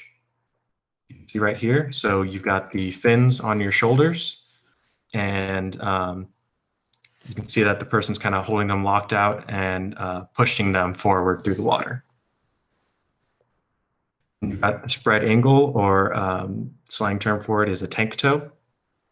So you can see this person's right arm is holding on to the top of the tank and the where the regulators connect, and pulling them with that using wide kits to help propel them backwards. We've got do-si-do. This is one that we do a good bit of training with. So it's left arm under left arm, and you kind of tow them sideways. And then an equipment tow. I actually thought that was the spread eagle one. Well, you can see his position is different than the spread eagle. The rescuer for the spread eagle is on their back. See that? See the difference? Okay. So the rescue is on their back, and then the equipment, they're just kind of dragging the person without being on their back. Got it. Okay. If they're on their back, it's maybe because they need to be making eye contact with the person. Maybe there's something, going on. They need to keep an eye on the person more. It's easier to do so. I don't know if it's important, but like diver is taking the person from his tank or any other. Yeah, from the cylinder valve. So when you tow someone from the cylinder valve, if they're panicked, they might try to reach you. That's a good tow if somebody is panicked, because they're not going to be able to reach you. They're not going to be able to drag you under. A lot of times when we're talking about doing rescue, the biggest concern is not becoming a victim yourself, as Ronny said. And so you need to take that into account, but also things like, which tow would you use if you were going through heavy waves? Which tow would you use if entanglement were an issue? Which tow would you use if you needed to keep an eye on the person? So what do you think, about the kinds of toes? Well, I'll tell you what, when we start doing them, you'll see how it feels when you're doing these different kinds of rescues, and you'll see which one is going to work better for you in different circumstances. I can tell you, I did my first rescue long before I took a rescue class. The first person whose life I saved to this day, just tells me thank you for saving my life. I had one who didn't thank me, but but I didn't know what I was doing. Nobody taught me how to rescue. It just was intuitive, like, what, this person's in trouble and I need to help them. And did I do everything perfectly? Definitely not. Would I do things differently now that I know what I'm doing?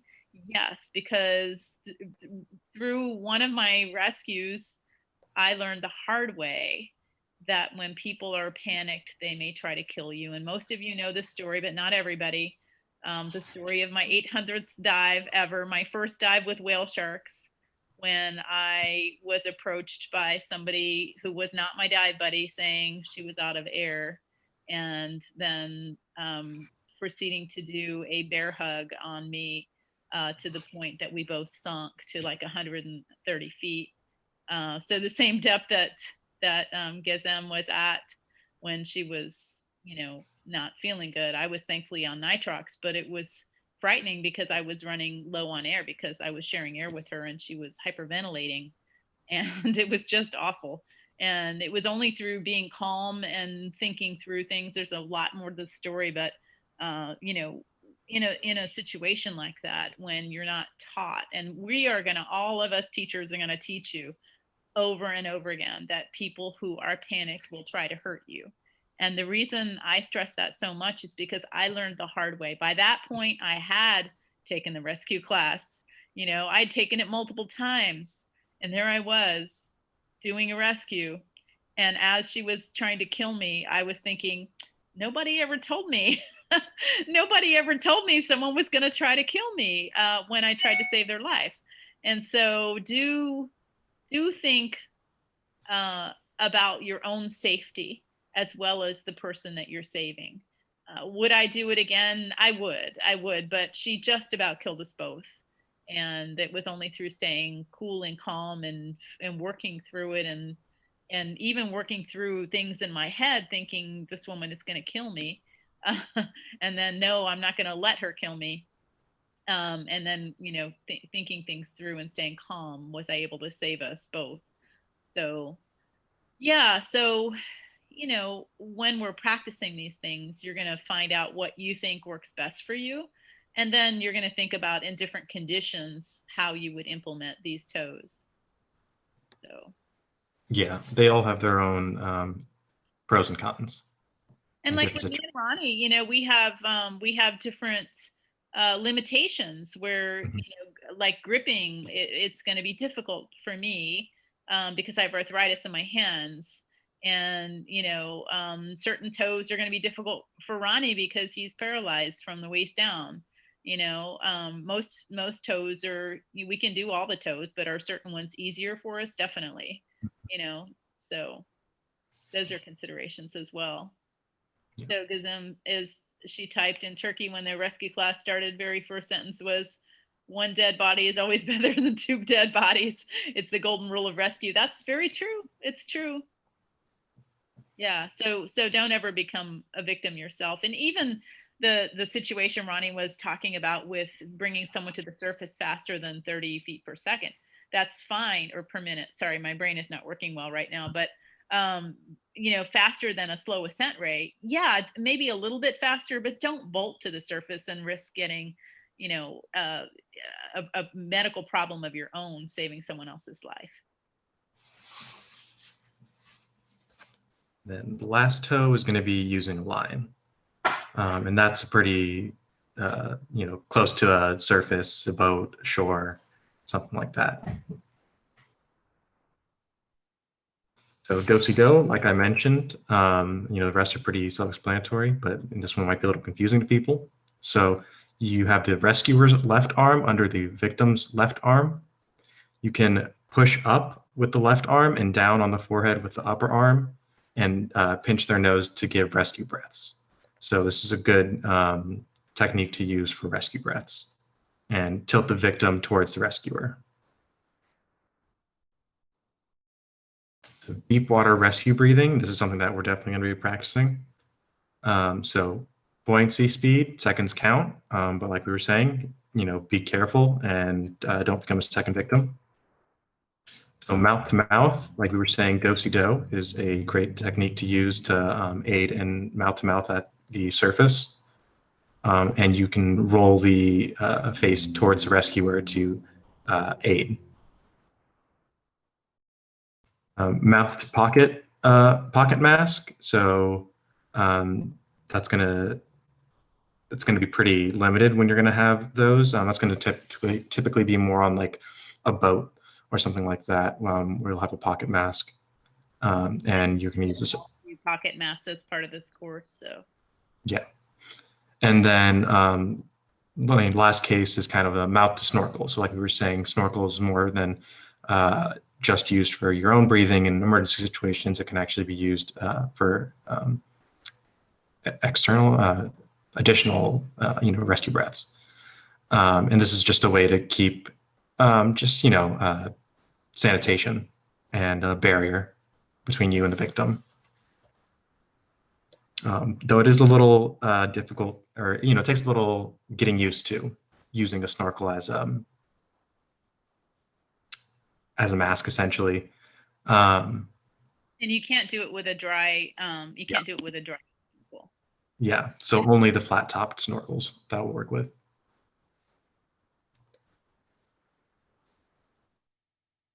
And then egress from the water. This is often going to be the most difficult part of the rescue. So concerns when CPR is needed. You want to protect the head, back, and neck. That's part of the reason that we use spine boards and stuff like that. Remove your gear before egress. You don't want to getting caught on anything or just dragging the person down. Check the circulation, airway, and breathing as soon as possible. And then this is egress onto a small boat or pier. So always you're going to enlist help whenever possible. Use a line as a step. Caution stepping on an outboard motor. Again, you don't want to become a victim. And then an inflatable craft is ideal if available. True story. For a second, Ronnie, it sounds crazy that someone would step on an outboard motor, right? But one time I used to take people to swim with the dolphins all the time. And one time I had a particularly large group. I don't remember if we had 2 or 3 boats full of people. And I was driving one of the boats, and I had, 2 friends driving the other boats. And on one of the other boats, a woman stepped. Like, I don't understand. I was shocked. Why would she have done that?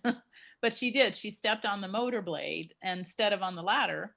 And what happened? We had to get help. We had to get her, to a hospital ASAP. And it was crazy, to think that somebody wouldn't know that. So if you're ever in a situation where you're on a small boat, like a private boat, or in this case, it was a pontoon boat, make sure that you say things that you think everyone should already know, like caution around the motor, don't step, on the motor, don't touch the motor, because when you're doing a rescue and you had a fun day planned, it kind of ruins the whole day. She's okay, I'll have you know, but it was not a fun day for that boat of people. We did decide that the other 2 boats would stay and they would go, because we had all driven 30-something people over from Tallahassee. So anyway, just letting you know that these things actually happen. And egress onto a large boat, you want to remove a diver's gear. Use a ladder or a diving platform, and then use help where needed. So removal through surf. Timing is everything. Want to protect the diver's face in the surf boil. And then a rocky shore egress. Want to let the disabled diver take the blows. I know that sounds harsh, but again, you don't want 2 victims. So you want to let the victim take the blows against, waves and rocks and stuff like that, and get both of you to safety as quickly as possible. And I'll just say that first rescue that I ever did that I mentioned before, the first time I saved somebody's life was at the jetties. And I didn't know all these things, and I definitely took the blows. I took the blows, and I honestly, it's just kind of in my nature. I'd have a hard time letting someone who was hurt get hurt worse, even though I know that that's the right thing to do. Just saying. So I have like one quick question. yeah. So I know in lifeguarding, the way that you'd like pull people out was different if they were unconscious versus, they hit their head. So like I know we're going to be using like the backboard / spine boards. We just take them out no matter the same way. The chance of someone getting a spinal injury at the bottom while diving. Sorry, Max. Like when you, because like normally when lifeguarding, you'd like go behind and like get them like that because you don't have all the gear. But when you knew someone had like a spinal injury, you would like hold their neck and like do it in a specific way. We don't worry about getting them out of up out of the water in a specific way with scuba diving, do we? So you're right that the things that we're doing are very likely we're never ever actually going to have to perform these rescues. The chance of somebody diving and having a spinal cord injury are very, very slim. That being said, we're always going to assume that they may have an injury, especially if they're unconscious. We don't know what happened. We're going to protect their head. We're going to try to protect their spine in every way possible because we don't know what happened. We don't know, did a boat hit them? We don't know what happened. If they actually could have a spinal cord injury, that if we move them the wrong way, that we could, kill them. So. Well, like the way that like we were showing of getting people out, we'll have some movement to the neck. Like, I guess maybe if you're really good, I don't know. I just assumed that like the neck might get moved a little bit. You just try to minimize that movement as much as possible. Yeah. There's no way you could keep it 100% from moving, but you're going to do your best to minimize the movement. And then once you get them stabilized onto the spine board, you're going to secure their body and make sure that they're safe. Okay.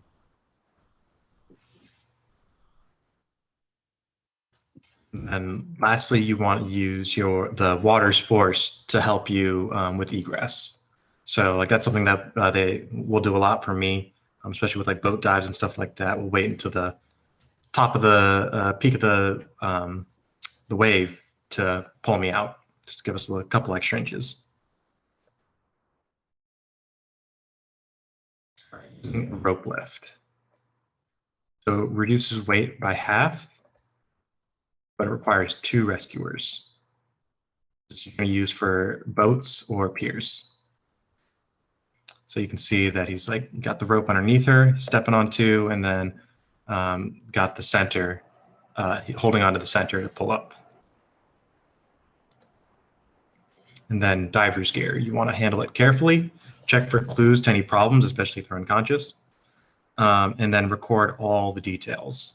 So details of the dive, details of their equipment, what people saw, anything that might be helpful in an emergency medical situation. And I think that's it for me. Or is that, double check. I think that's still you, Ronny. Yeah, I believe that's where I end. All right, so who's next?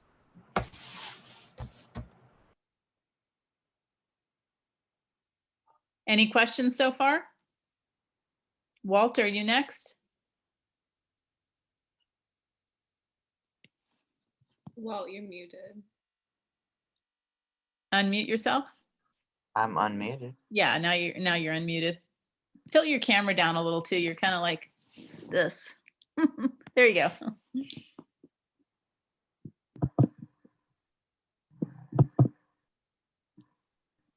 Any questions so far while Walt's getting set up?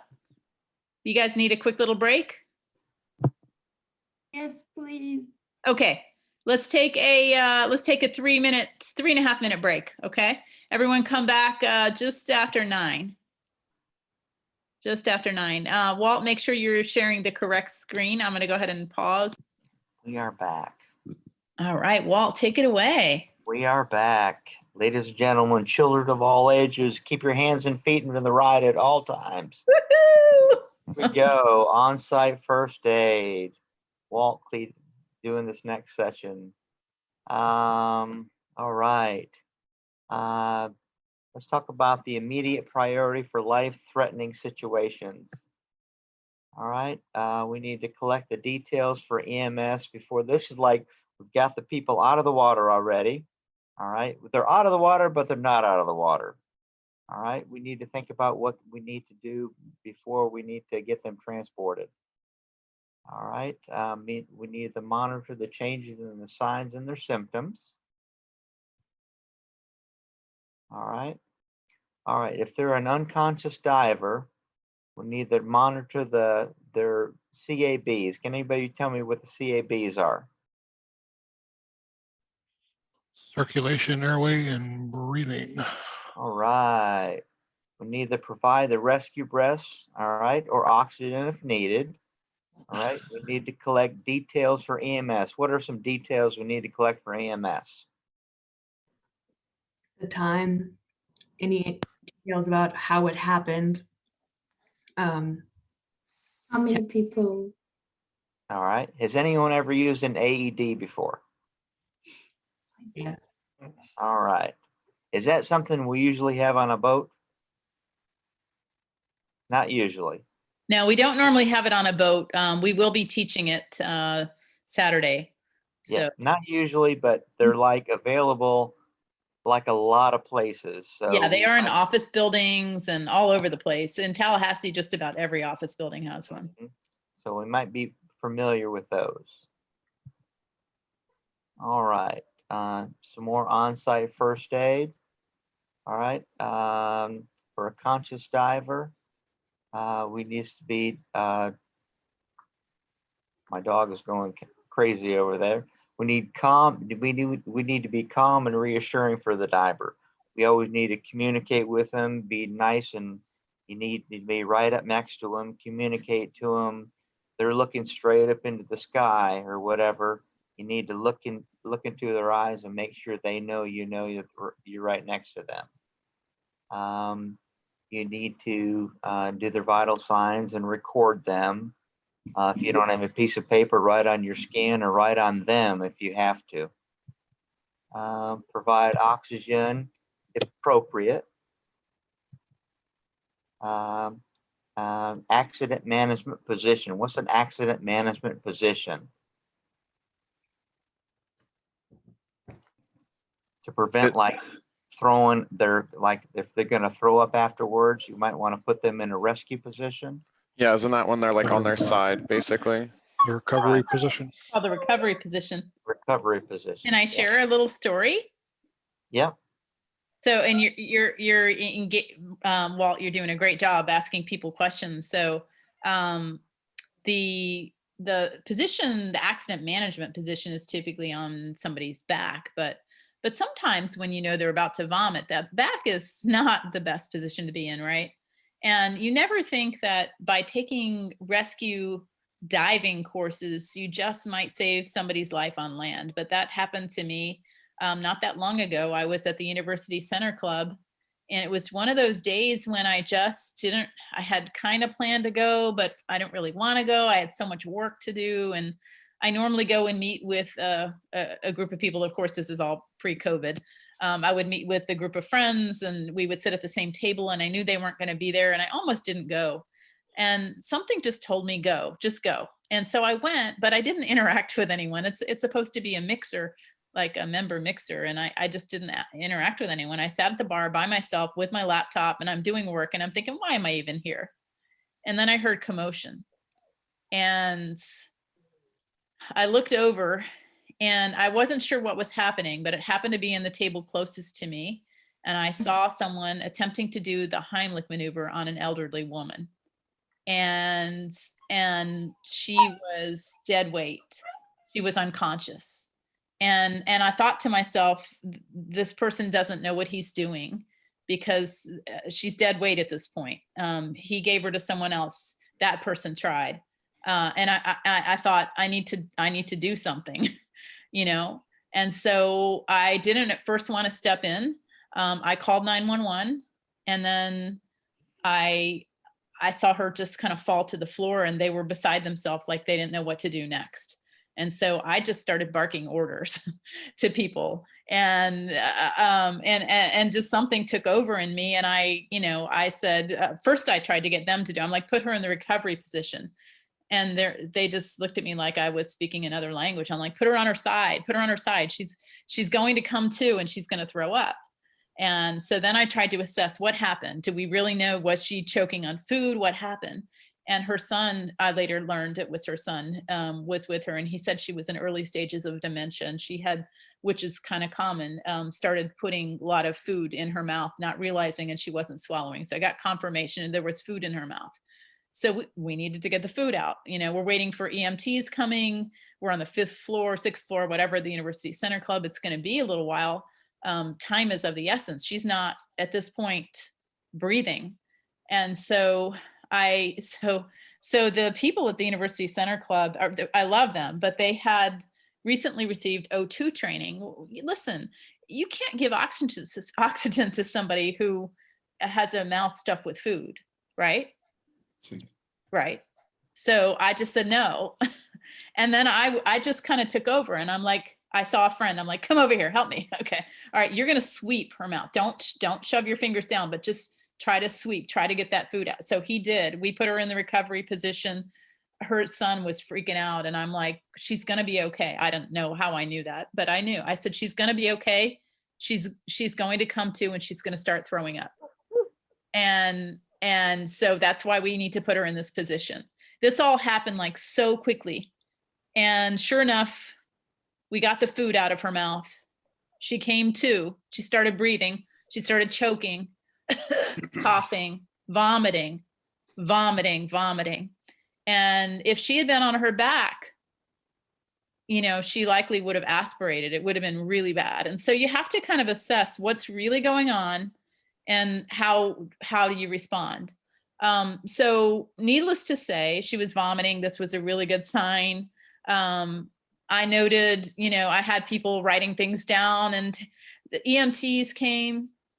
First thing that happened was, it's a whole other story, but a woman came over who claimed that she was an EMT, and she kind of tried to interject herself, and it just didn't seem like the right time or person to share this information with. And then the actual EMTs came, and they asked what happened, and I said, you know, at such and such time, 3 people attempted the Heimlich maneuver unsuccessfully. She was unconscious, not breathing. We swept her throat. She ended up, you know, coming to and choking and vomiting. And she was completely alert and fine by the time they came, by the way. And they were like, well, you did everything exactly right. And I mean, I didn't know. I didn't know that it was right, but she's alive to this day. And you just never know when your scuba rescue training is going to come in handy for a situation in a restaurant or anything else. Personally, I've known 2 people to choke on meat and die. True story, in restaurants, and die. In one was in his 20s and one was in his 30s. And so, you know, you need to think about, what are you going to do if you see someone choking? You know, there's a lot of controversy, quite frankly, over the Heimlich maneuver. Are you going to do back blows? These are the kind of things we're going to talk about more, but yeah. And so, and I want to say, because my brain is fuzzy right now, but I want to say that I suggested that they give her some back blows. But anyway, everything was fine. Whatever we did, it worked, and she's alive. And whew, you know, you never know when your training is going to come in handy for a situation outside of scuba. So accident management position is one, and recovery is another. Yeah. You said she had dementia? She was in early stages of dementia. And when people are in early stages of dementia, they don't realize what they're doing. And so something like stuffing their food in their mouth without swallowing and just stuffing is, sadly, it's kind of typical. And I'm sorry, could you please put that word into the chat? Dementia? Yes, I couldn't type it. Yeah, absolutely. Yeah, you need a translation? Yeah, thank you. Okay, it's kind of like Alzheimer's, you know, it's elderly people get this. Oh, okay, yeah. In Okay. Turkish, it's the months. It's close. It's very Okay. similar, right? Yeah. Okay. So continue, Walt. All right, Jamie, do the YMCA for us to keep us alive. Okay, there we go. All right, we need to control bleeding. If any is present, we need to keep looking for bleeding. If any is, you never know if there's bleeding, so always you need to look for bleeding. All right, we need to prevent neck or spinal injuries, so always keep that neck and spine aligned. All right, always keep one person at the head, and the guy at the head or the female at the head is always in charge of the scene. All right, no in-water decompressions, because you can't do any compressions in the water because there's no hard surface against you. You can't do any compressions against someone. All right, neurological evaluation. All right, used during transport delay. You need to record. You can either you do it or you like relay it to somebody else. Say, take notes for me while we're doing all this stuff. All the details for EMS. You need to check for the mental status. All right. Are their eyes, the pupils dilated, or straight or focused, or there's what are they doing? What are they focusing on?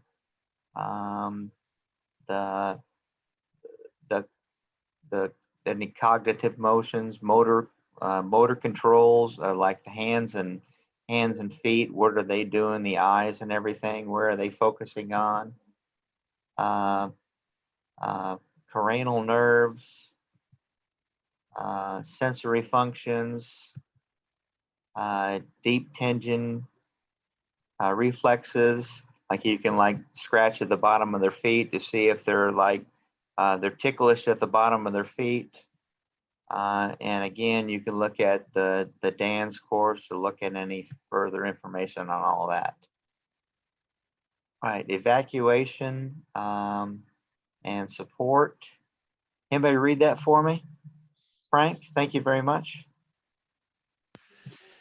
The actions taken following egress from the water to provide supportive care and transportation by the sport diver until the disabled diver has been placed into the hands of medical professionals competent to treat diving or drowning type trauma. Thank you, Frank. All right, like I said, they're out of the water, but they're not out of the water. All right, pre-accident preparation. What are some pre-accident preparations that we could possibly do? Can you think of anything? How about know where we're at? Like what dive site we're at? Are we on the water? Are we doing a sinkhole? Are we doing a spring? Is a spring a half mile from the parking lot or whatnot? Do we have any help available? What equipment do we have available? Do we have oxygen? Do we have any life-saving equipment? Do we have a spine board? Do we have anything like that available? We have to discuss, what if something happens while we're there, and the spine board is way back, a half mile back at the cars. Where do we put them? Do we have a gazebo somewhere close where we can store all the stuff? Somewhere close to the dive site. Communication. Do we go out there with two cans and a piece of string, or do everybody has a make sure we have cell phones that work? What if we're on a remote dive site where our cell phones don't work, or we're out on a boat and our cell phones don't work and we have to use VHS and everything out on the boat? Or we have to rely on landlines and stuff. Make sure someone always has a phone with them at all times. I don't think we have a problem with that right now. And during the evacuation process, make sure someone remains on the line at all times. That's very critical. All right, communications continued. All right, let's the progression of the signs and symptoms, the first aid being provided, given directions to the location and stay online. Like again, I said, like if we're at a remote location and the parking lot is a half-mile away and we had to walk down a long trail to get where we were going, how could you tell, you know, the local authorities where we were at and how to get there, and what type of equipment they would need just to get to us, and to stay on the line at all times when they're coming to get us. And if you need any reference to anything, everything can get there at the Divers Alert Network, and we can call. You can actually call them while we're in a critical situation. Don't take the person that's talking to EMS. Grab someone else, and they can call the Divers Alert Network, and they can assist you with any critical needs, or assist you with your evacuation as you're leaving the dive site. There's their information and their numbers right there. Here's some critical steps here. Is you always want to remain with the diver. You want to make notes as you go along. You want to make sure you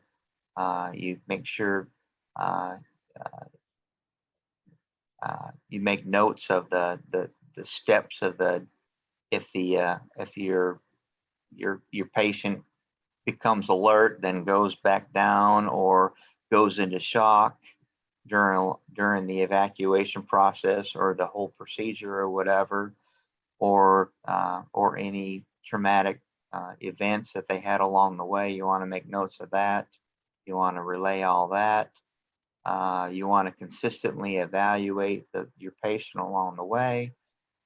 You want to make informed decisions. An informed decision is not just one person. You should make informed decisions. The whole team should make an informed decision. And do not move the diver unless it's absolutely necessary, because they may have a neck injury or something like that. You don't want to hurt the diver any more than they're hurt already. And you want to help the EMS with moving the diver. When they get there, you just want to go, "Hey, dude, we got it. You know, here you go. It's your turn." You want to help them along the way, so everything goes nice and smooth. And first aid considerations, basically the same. You want to revert to the same footnotes that we already looked at. We already looked at the CBAs first. CABs. CABs, I'm sorry about that. That's okay. It used to be ABCs. ABCs. And some agencies still use ABCs, but. Mm-hmm. All right. We still want to remain some life. We still want to provide life support systems. We still, if he goes unconscious, we still want to do, you know, mouth to mouth. We still want to be prepared to do. We don't want to put the stuff away just because we got him on shore. We want to make it readily available. All right, so get the pocket to mask, or if you got stuff that's on shore or whatever on the boat that's ready or available, you want to make that accessible. Or if you've got a bag bell mask, or if you got oxygen, you want to continue to use that until EMS and everybody arrives on scene. And again, you can divert to the DAN oxygen course for any more information. All right, then we go to transportation. All right, what are some alternative transportation? We got ambulance. All right, we got personal vehicle, helicopter. We got transport to. Attention to the driver during, or transport to, you want to certainly want to pay attention to the driver during transportation, or to the diver during transportation.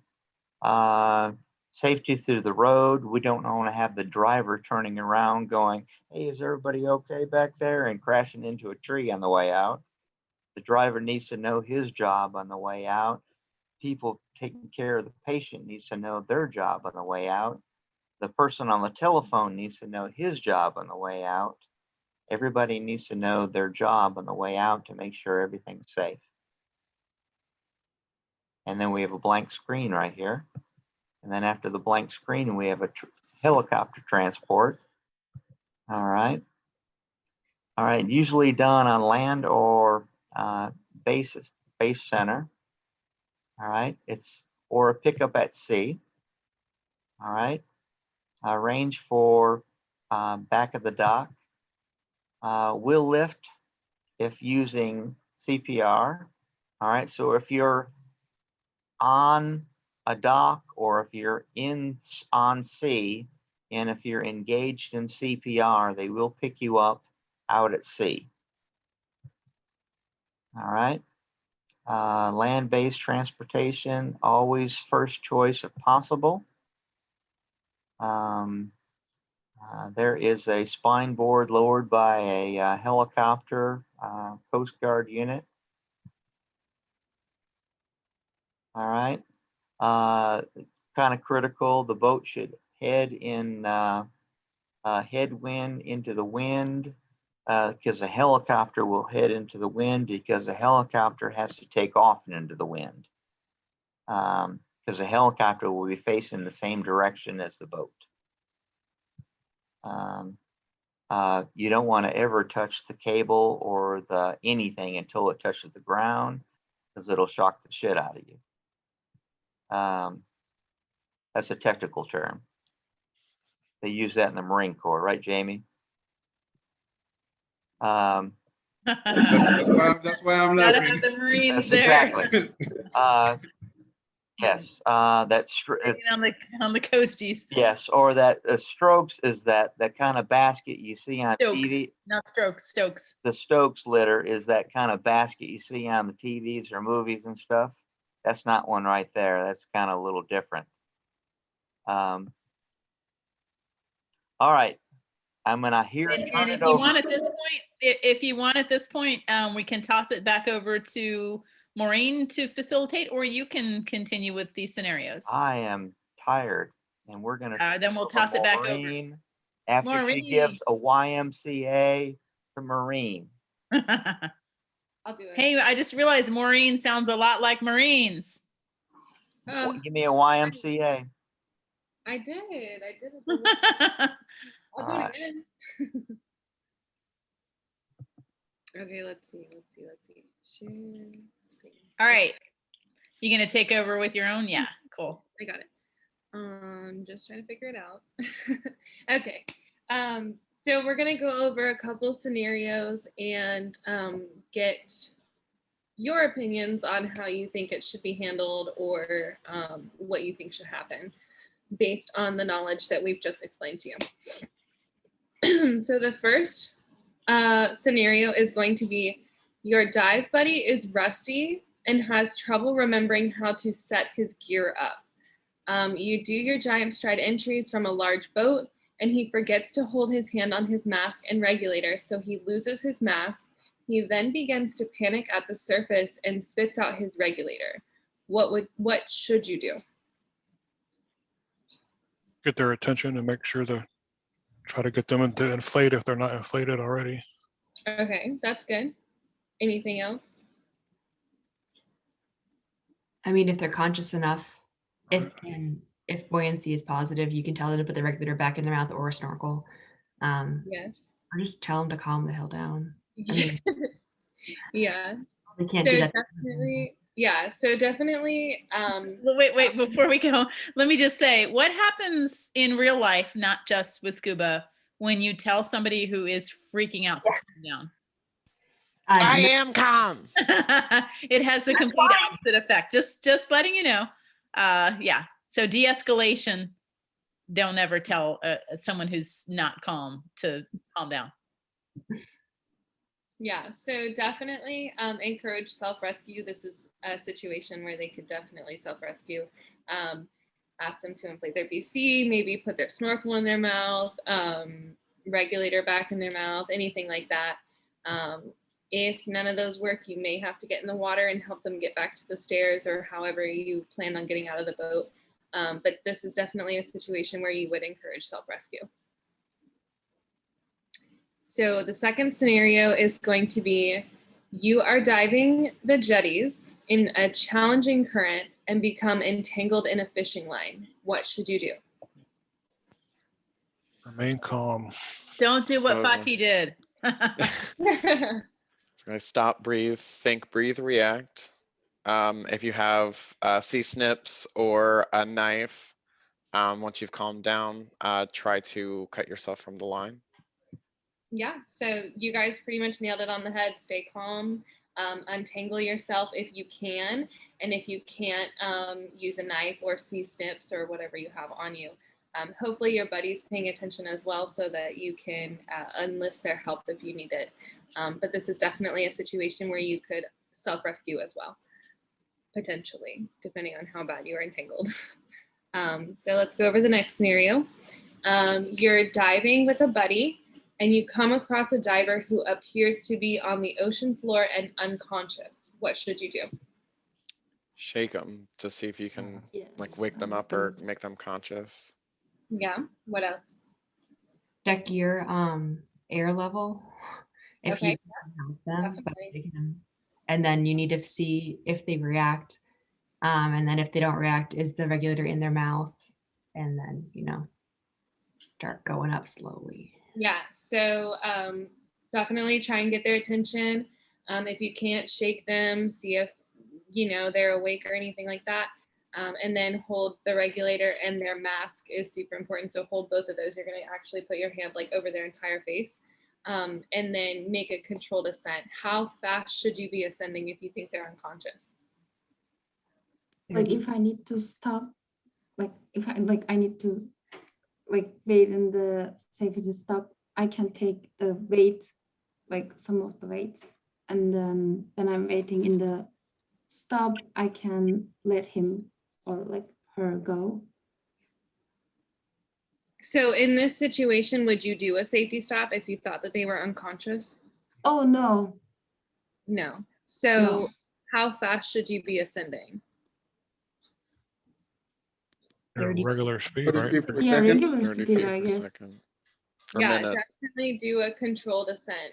You don't want to shoot to the surface because that could cause more problems than what's already happening. So a safe controlled ascent, skip the safety stop, and you can always go back down and do yours if you need to. One little note before you move on, though. You don't want to just go to somebody who appears to be possibly unconscious on the ocean floor and shake them, do you? What do you want to do before you shake them?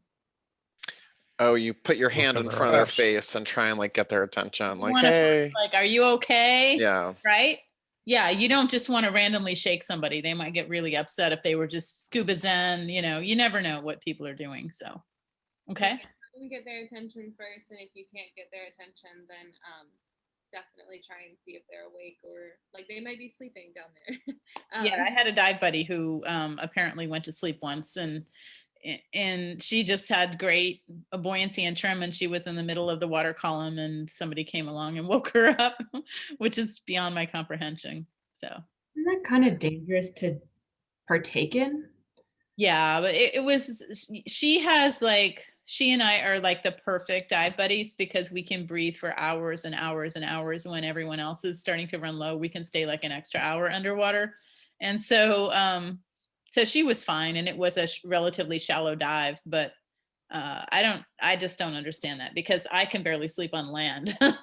And I love being underwater, and I'm so excited. I wouldn't want to miss anything. I have FOMO. I would be like, concerned that if I got sleepy, I would miss out on seeing something cool. But she did. She fell asleep underwater. So Yeah, so definitely try and get their attention first. If you can't, then shake them. They might be asleep, and that might, wake them up or anything like that. And then if you have to, if they're unconscious, ascend to the surface, make a safe controlled ascent, holding their mask and their regulator on. Maureen, your audio got quieter for some reason. Can you just check your mic? How do I do that? Maybe get a little closer or something. I'm not really sure what happened, but there was a noticeable difference in your volume. So sorry about that. That's better. I'll just talk a little bit louder. No, that was way better. Whatever you're doing is great. Okay, cool. So we're gonna go to the next scenario. At the end of a recent dive, my inflator, so these are DAN scenarios. These are actually things that have been submitted to Divers Alert Network, where they were trying to get their opinion on a certain situation or anything like that, and they wanted Divers Alert Network's opinion. So this is something personally submitted by a diver.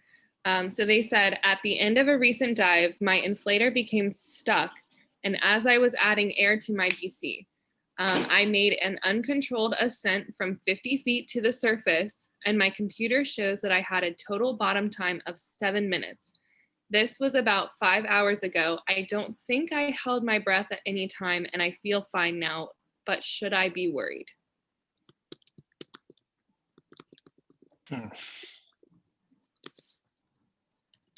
What isn't, it's the first 6 hours that those two the two decompression illnesses, the ASC one or age or something like that. AGE, arterial gas embolism. Yeah, that one usually shows up within, I think it was like 15 minutes, if not sooner, 15 minutes. And like they said, within 6 hours, you'd expect to see something. Yes. So what can happen by ascending too fast? The air inside your body will then expand too quickly, and you can get bubbles in your bloodstream. Yeah, so you can get an arterial gas embolism, or you can also get a pulmonary embolism, right? In your lungs. So how soon do these symptoms happen? I know you said 15 minutes, but what about the other one? The other one's like usually shows up within 6 hours, if I remember it correctly. So they could still be at risk for the other one. Yeah, so both of them pretty much show up as either on the surface, like immediately, or up to an hour later, but they're gonna show up generally like right after you surface. So these are things that are gonna make themselves present as soon as you surface. So knowing that information, and this person is like 5 hours out, what do you think? Do you think they should be worried? Maybe go to the ER, but I don't think they need to run to a decompression chamber. Yeah, so it's probably nothing to worry about. It doesn't necessarily mean that there's an emergency, especially since this person's bottom time was only 7 minutes.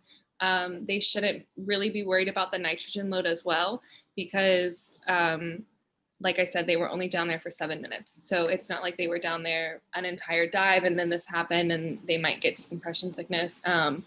The greater concern in this scenario is actually going to be the arterial gas embolism, or a pulmonary embolism due to holding their breath on ascent. But they said that they didn't think that they held their breath. What do you think that they should do after this dive? Not dive again that day? Definitely. Yeah, definitely. They should stay out of the water for several hours. Yeah, I was gonna say get their gear checked. Yeah, definitely get their gear checked and serviced, and then look at maybe like anything that would have happened. But yeah, definitely not dive again, just in case anything were to come about it. But yeah, so if anything serious was going to happen, it probably would come on in the first few minutes of being on the surface. So this person probably shouldn't be so worried about it. So we're going to go on to the next scenario. And this one is a Dan one as well. It says 2 divers visit a shipwreck at 127 feet of seawater depth in a strong current, and a free-flowing alternative air source soon empties a diver's tank. This pair make an air-sharing ascent to safety. So what do you think should happen in this scenario?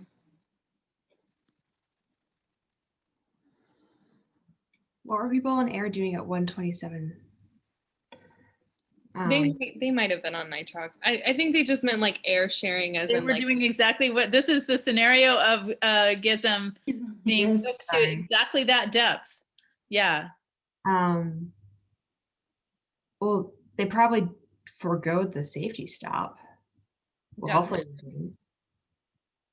Since there's a strong current, maybe they came up like Gabrielle far away from the boat. Yes. And they were sharing air, so probably they got anxious and they were breathing more faster. Okay, so if they came up away from the boat, what should they do? They have a whistle or some way to signal to the boat, or like Gabrielle had the communication device. And maybe not trying to Shouldn't be. swim like to the boat rather than like trying to keep stable, not for the purpose of not saving so much energy. Yes, definitely don't swim to the boat. Hopefully they see you. If you swim and you're in a current, it might cause a faster depletion of your energy. So deploy SMBs, like Bill said, definitely deploy those so that they can see you.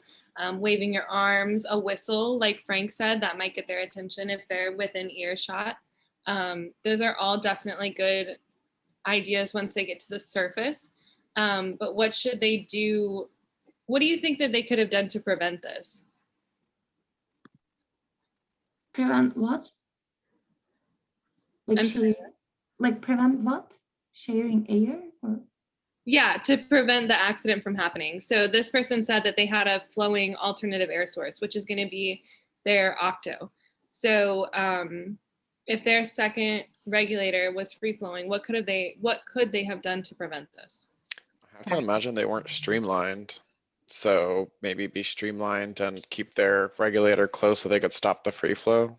That could be it. Yeah, definitely. Also, what about pre-dive checks? Yeah, with your dive buddy checks, you could have caught that before you went underwater. Definitely. Trying and testing all of the gear, you could have maybe potentially determined that regulator wasn't working properly.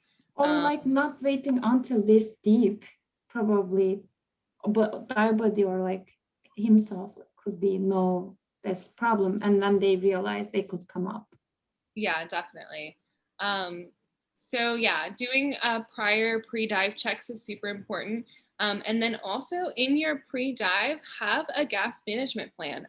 Even if it's a rough idea as to how long your cylinder will last on a previous dive. So, like, I think most of you have a good idea of how long a cylinder will last you. Hopefully you do. If not, I will send the, what's it called? There's a formula to figure out how much air consumption you have on the surface, and you can apply that to your cylinder. And I'll try and send that to you. Yes, surface air consumption rate. As soon as you said it, I knew what it was. I knew you knew it. I did. I did a presentation on it earlier. That's why she knows that I knew it. But yeah. I guess more on the other thing that they need to be like checking their air level regularly, so that like not waiting until the finishing the air could be Yeah, another definitely. thing. Yeah, because it happened Fatih again when we were in Panama to dive. He waited until his all air and like Corey was the sharing his air with him. Yeah, so definitely having an idea, and that comes into, again, like knowing how long a cylinder usually lasts you. And then, you know, if you're 8 minutes into your dive and your cylinder usually lasts you maybe 40 minutes and you're halfway out of air, you know that something is wrong. So keeping an eye on your air levels, and then also knowing how fast you usually consume air is super important. So those two things would help in this situation. And then, like we said, in this, they should probably make a safe controlled descent, as safe as they could, you know, watching their air levels, and then probably sit out for the rest of the afternoon. So yeah. So the next scenario is going to be, recently service regulators made it harder to breathe the deeper divers went. They were diving with an instructor and were not able to convey the issue. One diver spat out the regulator and began inhaling water while trying to ascend quickly, and that diver lost consciousness at 40 feet deep. What should the instructor do?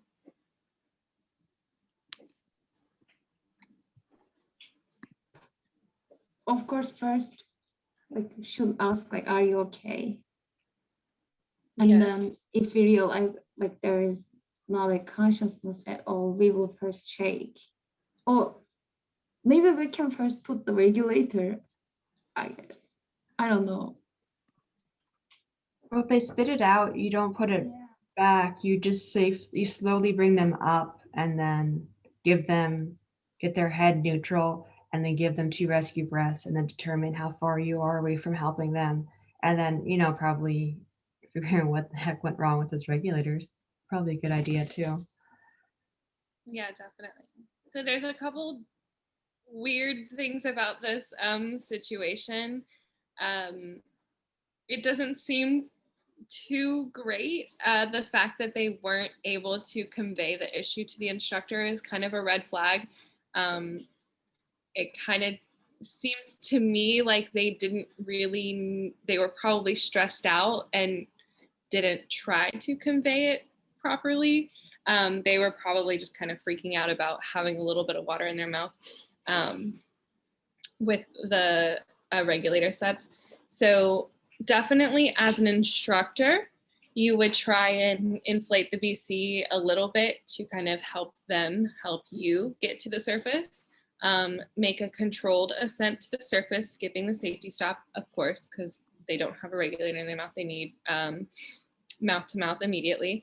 So you would make a controlled, safe ascent to the surface and then begin mouth to mouth. And so like we said, the diver may not have signaled correctly, because I don't understand why an instructor wouldn't know what was going on. Generally, they're pretty well trained in situations like this. So that doesn't really make sense. But the great majority of incidents are going to involve many factors coming together. So that's why it's super important to stay up to date on emergency procedures. In this instance, it seems like there was a lot that went wrong. But yeah, definitely. Moira, I do get it how instructor didn't know, because again with Fatih, with one of our dives, he just lost his GoPro, and then in seconds he immediately ascend, and like I look at the up and like he was almost in the boat, like, and we were more than 100, like we were around 100, right, Gabrielle, something like that. Yeah, I think that whoever wrote this scenario to Divers Alert Network probably was one of the people in question, and I don't think it was the instructor's responsibility, and they probably, it wasn't that they weren't able to convey it. There are many red flags about this scenario. Even the fact that it's harder to breathe. So what, maybe they didn't turn, most regulator sets have a little knob where you can turn the flow. Maybe it was in most regulator sets have land mode and water mode. Maybe they weren't familiar with their regulator sets completely and they had them serviced and weren't aware of that. And all they needed to do was try to turn that knob. Even if it became more difficult, would you spit it out if you could still get air? If it became more difficult deep, why wouldn't you ascend a little bit rather than spit it out? But yeah, so I think Maureen's assessment is right, that the person panicked. And what should the instructor do if they lost consciousness? You're right, definitely, bring them to the surface without becoming a second victim. But this is a terrible scenario, I think, where everything went wrong, which tells me these are inexperienced divers that don't know their equipment well. Yeah, definitely. So we're going to go into the next scenario just to recap. Kind of, if you were an instructor on this dive, you should stay calm, make a safe ascent, begin mouth to mouth, and then call for help. Obviously, if you're close enough, call for help, try and get somebody else to assist you in bringing the diver in, and have somebody call 911, delegating responsibilities, all of those stuff that we already talked about. So the next scenario is going to be, how should a diver handle downdraft currents, and what is the best method for escaping them? So first off, what is a downdraft current?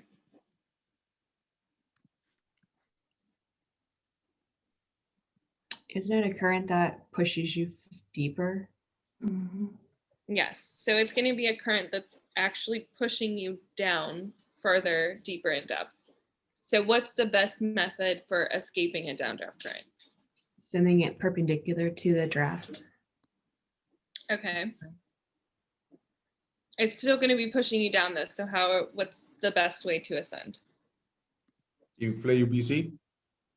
Leaving some weight. Okay, yes. But if you do that and you get shallower, could it cause you to ascend too quickly? No. So then it can create a different problem, right? So with downdraft currents, we actually don't have downdraft currents here.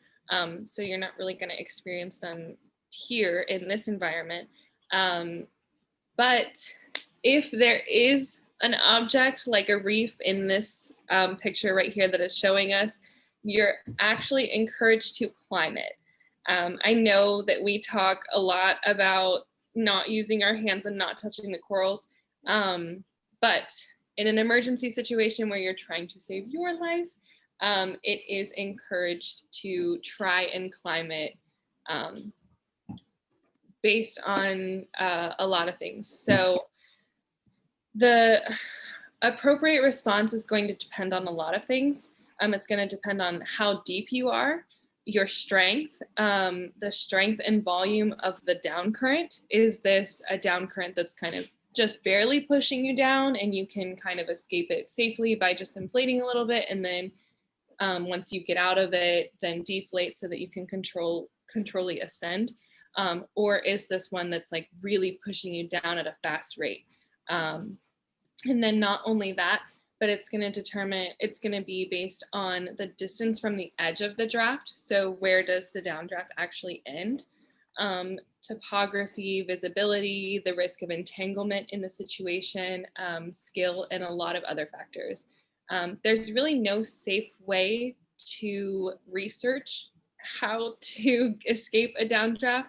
Obviously, they're not going to put a diver in a scenario like this, because that would be really dangerous to put them in a scenario just for research purposes. So the priority in this situation is going to be maintaining control and calmness, particularly vertical control. So like Melissa said, getting perpendicular so that you have a better ease of getting up that wall. But like I said, hugging the reef and climbing out might be the most workable way to rescue yourself. So yeah, not the ideal scenario. And like I said, we don't really have to deal with this in Florida, luckily. But if you ever are in this scenario, climbing out is going to be your best option. Maybe just try and be gentle. But that's really the best way to get out of this. And with that, I believe I'm going to hand this over to Gabrielle. Yes, you are. Okay. All right, good job, everybody. Let's give our instructors a round of applause. Great job, Walt and Jaime for first timers. Excellent. Ronny and Maureen are more seasoned, and as always, much appreciated. So thank you.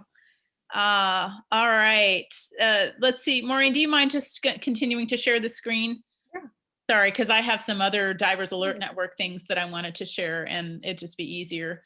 So with the training, some of the skills that we're going to be doing in the water include the aquatic stability test, which includes a life-saving entry, approach stroke for 50 yards, freestyle for an additional 250 yards, 15-minute float tread, 50-foot underwater swim. We would ordinarily do this in a swimming pool, but we don't have time to do a swimming pool. Now, those of you who have done this recently in the classes, which are almost everybody, you're good. So like, let's see, Bill and Frank and me. Frank, you guys have done these already. You're good. We did it 2 weeks ago. That's right. You recently did this. So Alicia, have you, and Melissa, you did this also, right? The open water thing, yeah. Yeah, you've done this. Okay. Alicia, have you done this?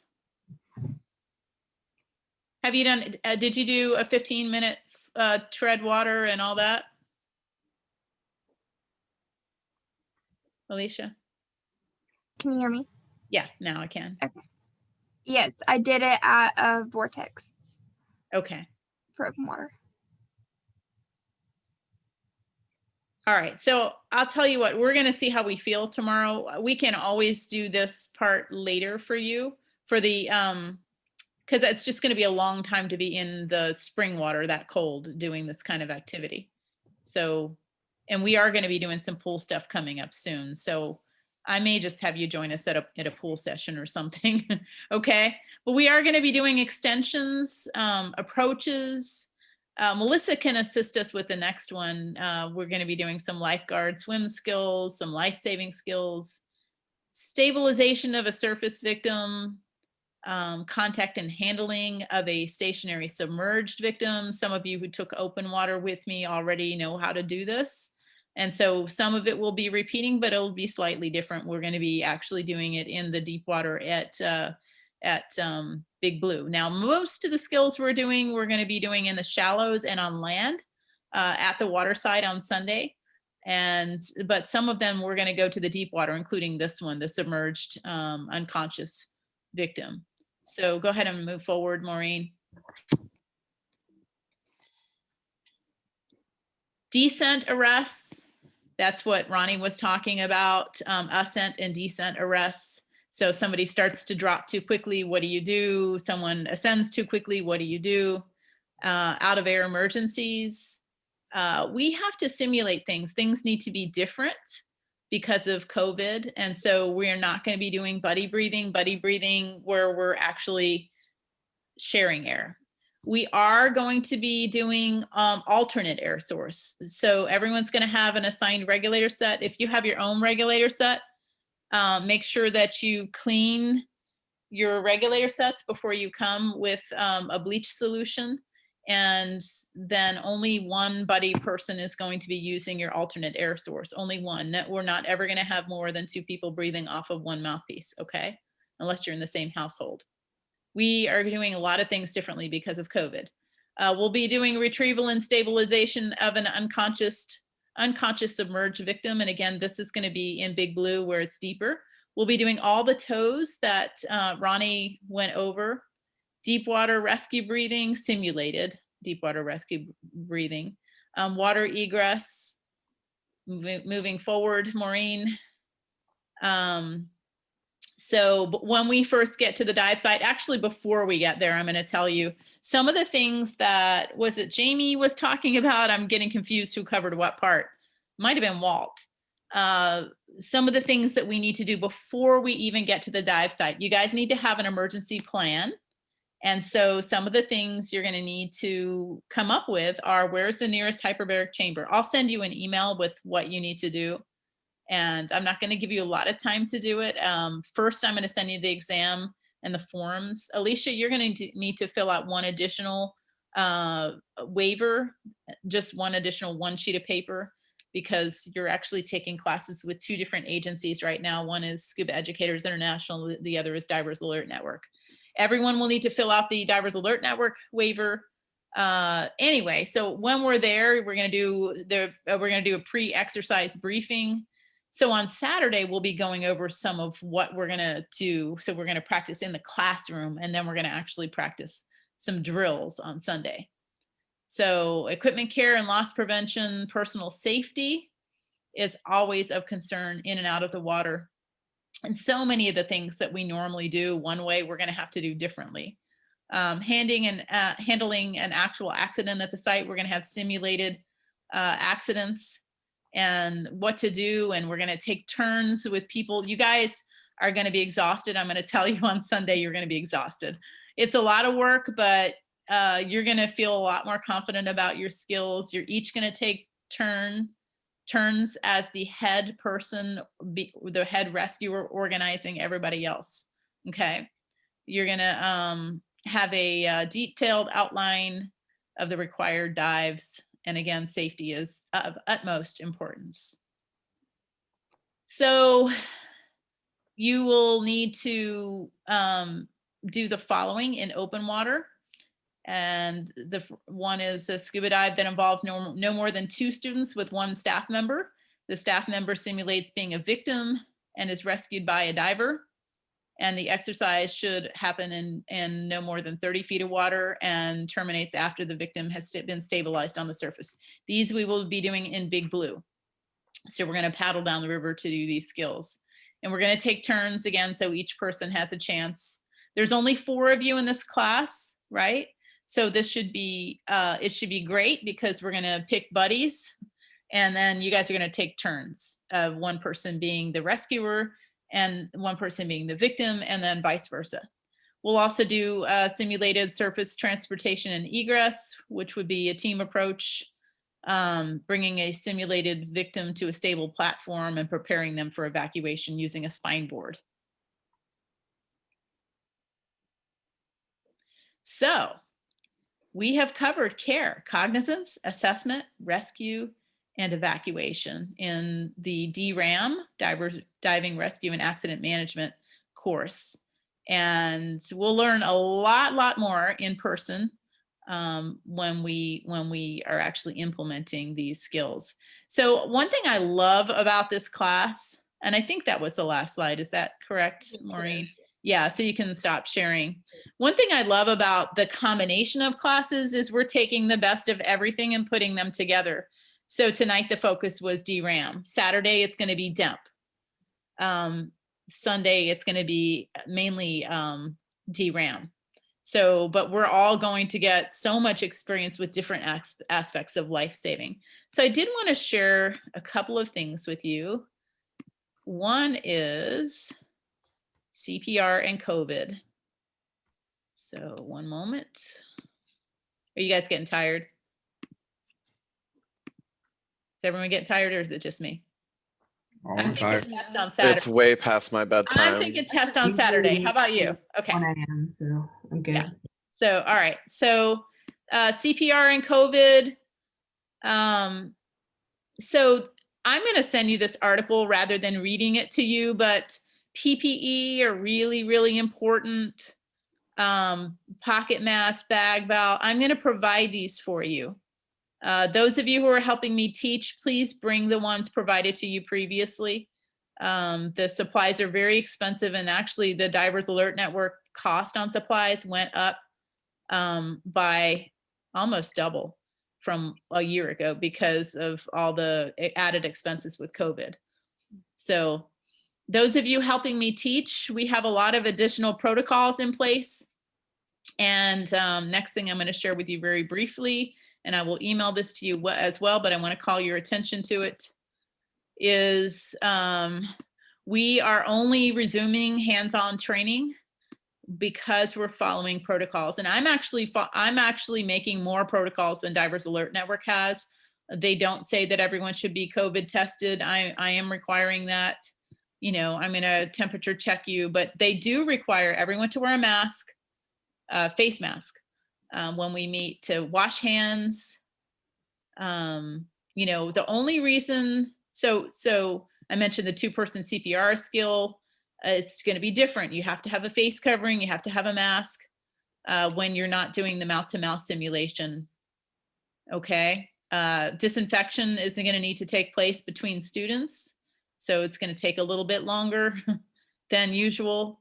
And we are going to need to hand wash. And guys, I'm not trying to, you know, be the scuba police or anything here, but I want us to be safe. I want us to follow protocol. A lot of eyes are on, you know, classes like this for resuming. Some people think that it's foolish to do so. Some people think that it's risky to do so. I'm trying to minimize risks, just like with any kind of rescue class. I would try to minimize risk, but we have a lot more risks we're taking now. So I'm just asking you all to please comply with the requirements, and in order that we are safe and respectful of each other, okay? So we're all gonna wash hands. You're gonna get COVID tested. If you've already been tested, please make sure that you isolate, okay, quarantine. No, we don't want anyone getting sick from this experience. We want everybody to stay healthy. Got it? Any questions? All right, so I'm thinking Saturday. I'm thinking, if it's okay with you guys, that maybe we'll order a pizza or something. You okay? Says, all right. Okay, Gizem says yes, yes, yes. Hopefully everyone else agrees. And Yes. and so, hey, Bill, I have a coupon for like 50% off a vegan pizza from there. So we can do like a vegan version, and then order some other stuff from Munchies, and get some really good pizza, and just, I like your heart there. Okay, good. So, and then the only other thing is Sunday. So instructors in this class, I want to make sure on Saturday you're there closer to 9:10 maybe, but definitely before the students, because we need to get set up and on the same page, okay? Depending on how we do, I'm going to go ahead and email you the exams ahead of time. Notice I said exams. I'm going to email you. Normally I would just email you the DRAM exam, but I'm going to email you the DEMP exam too. Don't take the DEMP one yet, just the DRAM. We'll do the DEMP one in person after we have done some in-person exercises. So we're going to do a little piece like CPR, and then we're going to take the CPR test, and then we're going to do first aid, and then we're going to take the first aid test, and so on. So with the DEMP classes, we're going to do a little bit of everything. Okay. The only other unresolved thing I think is Sunday. And so we can talk about it a little bit more. I want to keep my eyes on the weather. I'm just concerned for me, Bill, and the 4 teeny tiny girls that are in our class on Sunday, that that early of a morning and with the temperatures predicted as they're going to be challenging for us. So I'll just kind of get with everyone, just know that we might need to have a little flexibility around Sunday. We might even need to do a little bit of overlap where some of you are working on skills. I don't know. I'll figure it out. But I do know that I have one open water student who has to be at work in the afternoon. So any questions? I can be there Sunday morning and help out. So can I? You know who's in the class, Maureen, right? Yeah, I know. Okay. Okay, you can too? Yeah, I'll be there as well. Okay, great. And everyone else is welcome to come diving. I'm just saying, I was planning on going since we're going to be there anyways. Yeah, you're welcome to. If you're a good diver who doesn't use a lot of air, you're only going to need one cylinder the entire day. A lot of what we're doing is going to be on land. We're going to be wearing our gear, running back and forth, running back and forth from assessing the situation, assessing, with the rescue, pulling people out of the water, getting them onto a spine board. It's not an actual lot of diving. There will be some deep water rescue skills, but those aren't going to take super long. Then the other thing is diving with the open water students, which if we are able to get everyone together, that would actually kind of solve the problem. If we are all kind of together and only do the deep water, we're only down there at the same time, that would make it more manageable. Otherwise we paddle back and forth a couple times. So it adds to the time of day. So does anyone not want to be there when the open water students are there? Does anyone not want to actually just go diving for fun? My only hesitation with diving for fun was getting cold. Yeah, I understand. We're not, I mean, as long as you're not gonna be that cold, I should be fine. Right. Okay. All right, we'll figure it out. We will figure it out. I'll kind of process things knowing that you all have a little more flexibility. Do you have any questions? I do, Gabrielle. Like, I need to get my gear from you, so. You need to borrow gear. Yes, when should be the best time for you? Well, we're all going to the same place on Sunday, right? Are you coming with me? In the morning? On Sunday morning? I am not sure about that one. Yeah, I guess I will. Yes, I will. It would be good. Okay, yeah, I will. Then we will meet at your house. Okay. All right. So I may shift things slightly. It's just slightly later. Maureen, I know you need to drive back to Panama City. If it's like an hour later than planned, would that be okay? Yeah, it's fine. I just It's gonna be want to get closer back to in. 70 during the day. Yeah, I just have to wake up for work early in the morning. So as long as it's like a fine time, but I gain an hour coming back. So Yeah. yeah, I don't think it won't be after dark. I can promise you that. then that's fine. I just don't Yeah. like driving. No, it'll still be light out when we're done, no matter what. It's just that it's going to be warmer. Yeah. It's going to be like 70, but in the morning it's going to be very chilly. So, all right. Any other questions? So the like dragging people out of the water, that's not gonna happen in the spring. Is that Nope, gonna happen? it's in the shallow. We do it right at the parking lot. Do you know Okay. where like the swimming area is? And it's like Yeah. roped off. We usually like paddle past it. Okay, that's what I was It's where the curious. park is. Yeah. Okay. Okay, sorry, forgive me. So we are not going to Big Blue for all. We are going to Big Blue. We're only doing the deep water exercises in Big Blue. Oh, okay. But not the whole thing. Not the whole day. Okay. So the plan is deep water exercises in Big Blue and open water diving in Big Blue. Okay, so the open water diving doesn't take that long. It's 4 students. You guys could practice other skills while we're doing it, whatever. We can figure that out. The only thing is Bill, well, you don't need to assist me necessarily. I can do that on my own. We'll figure it out. I'm just trying to think. I want to keep people warm as much as possible. I want to keep people warm, me included, because you guys know that I have very, very low cold tolerance. Ronny, I don't know how your ability right now is medically to get in the water. But I'm gonna heat the rash guard just in case. Are you cleared or not cleared to be in the water? Not cleared. Okay. So you're just gonna assist on land. And so, right? Okay. So I'm gonna have a different time for you to meet with us, and you're gonna be doing the on land stuff. And I'm gonna give you some specific things that you're gonna be responsible for until you're medically cleared to get back in the water. Okay. Great. All right. Any other questions? Fantastic. I will follow up with an email, and please read my emails, please. I hate having to hunt people down with text messages later. So read my email, respond, say got it, or whatever. But do bring the printed forms with you on Saturday. Those of you helping teach, I'll send you a separate email reminding you what was in your kit last time to bring. And then I will see everybody. Teachers, I will see you at 9-ish, 9:05, 9:10 the latest on Saturday. Everyone else, I'll see you at 9:30. I'll be driving that morning from PC. So if there's anything on the way, I'll let you know.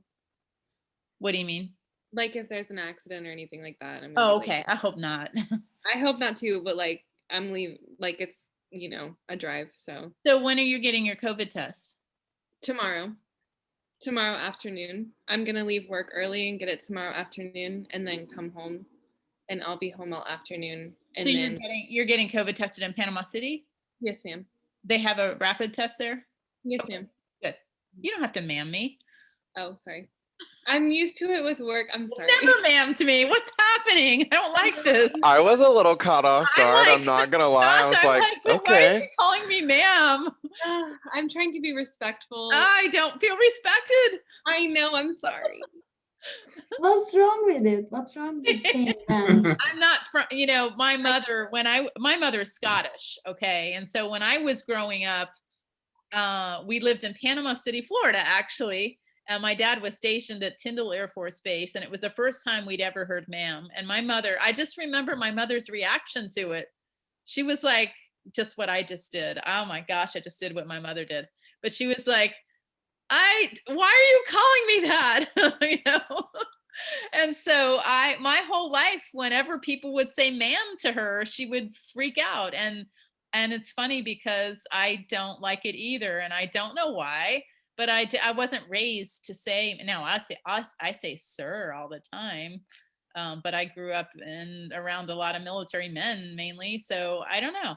I can't put my finger on it. I just don't really like being called ma'am. But Maureen, I've known Maureen for years and she's never called me that. So it just kind of. Okay, wait. The kids at work say yes, ma'am to me. Like, I get yes, ma'am. How do you feel about it, Maureen? It makes me feel so old. I'm literally like, no, I am not a ma'am yet. I am not a ma'am yet. That's so I'm just, like in that mindset. I wanted to do a group picture. Ronny, Ronny, are you still there? I think I just lost him. Okay, well, I'm going to do a group picture. So we're going to just, all right, everybody smile. Smile. Oh, there we go, Walt. Yay. Oh, okay signs. Yay. Oh, give okay signs. That was cute. I love it. Okay, awesome. All right. Goodbye, everybody. Thank you for your attention. And we'll see you Saturday. Good night, guys. Good night. Great job. Bye, everyone.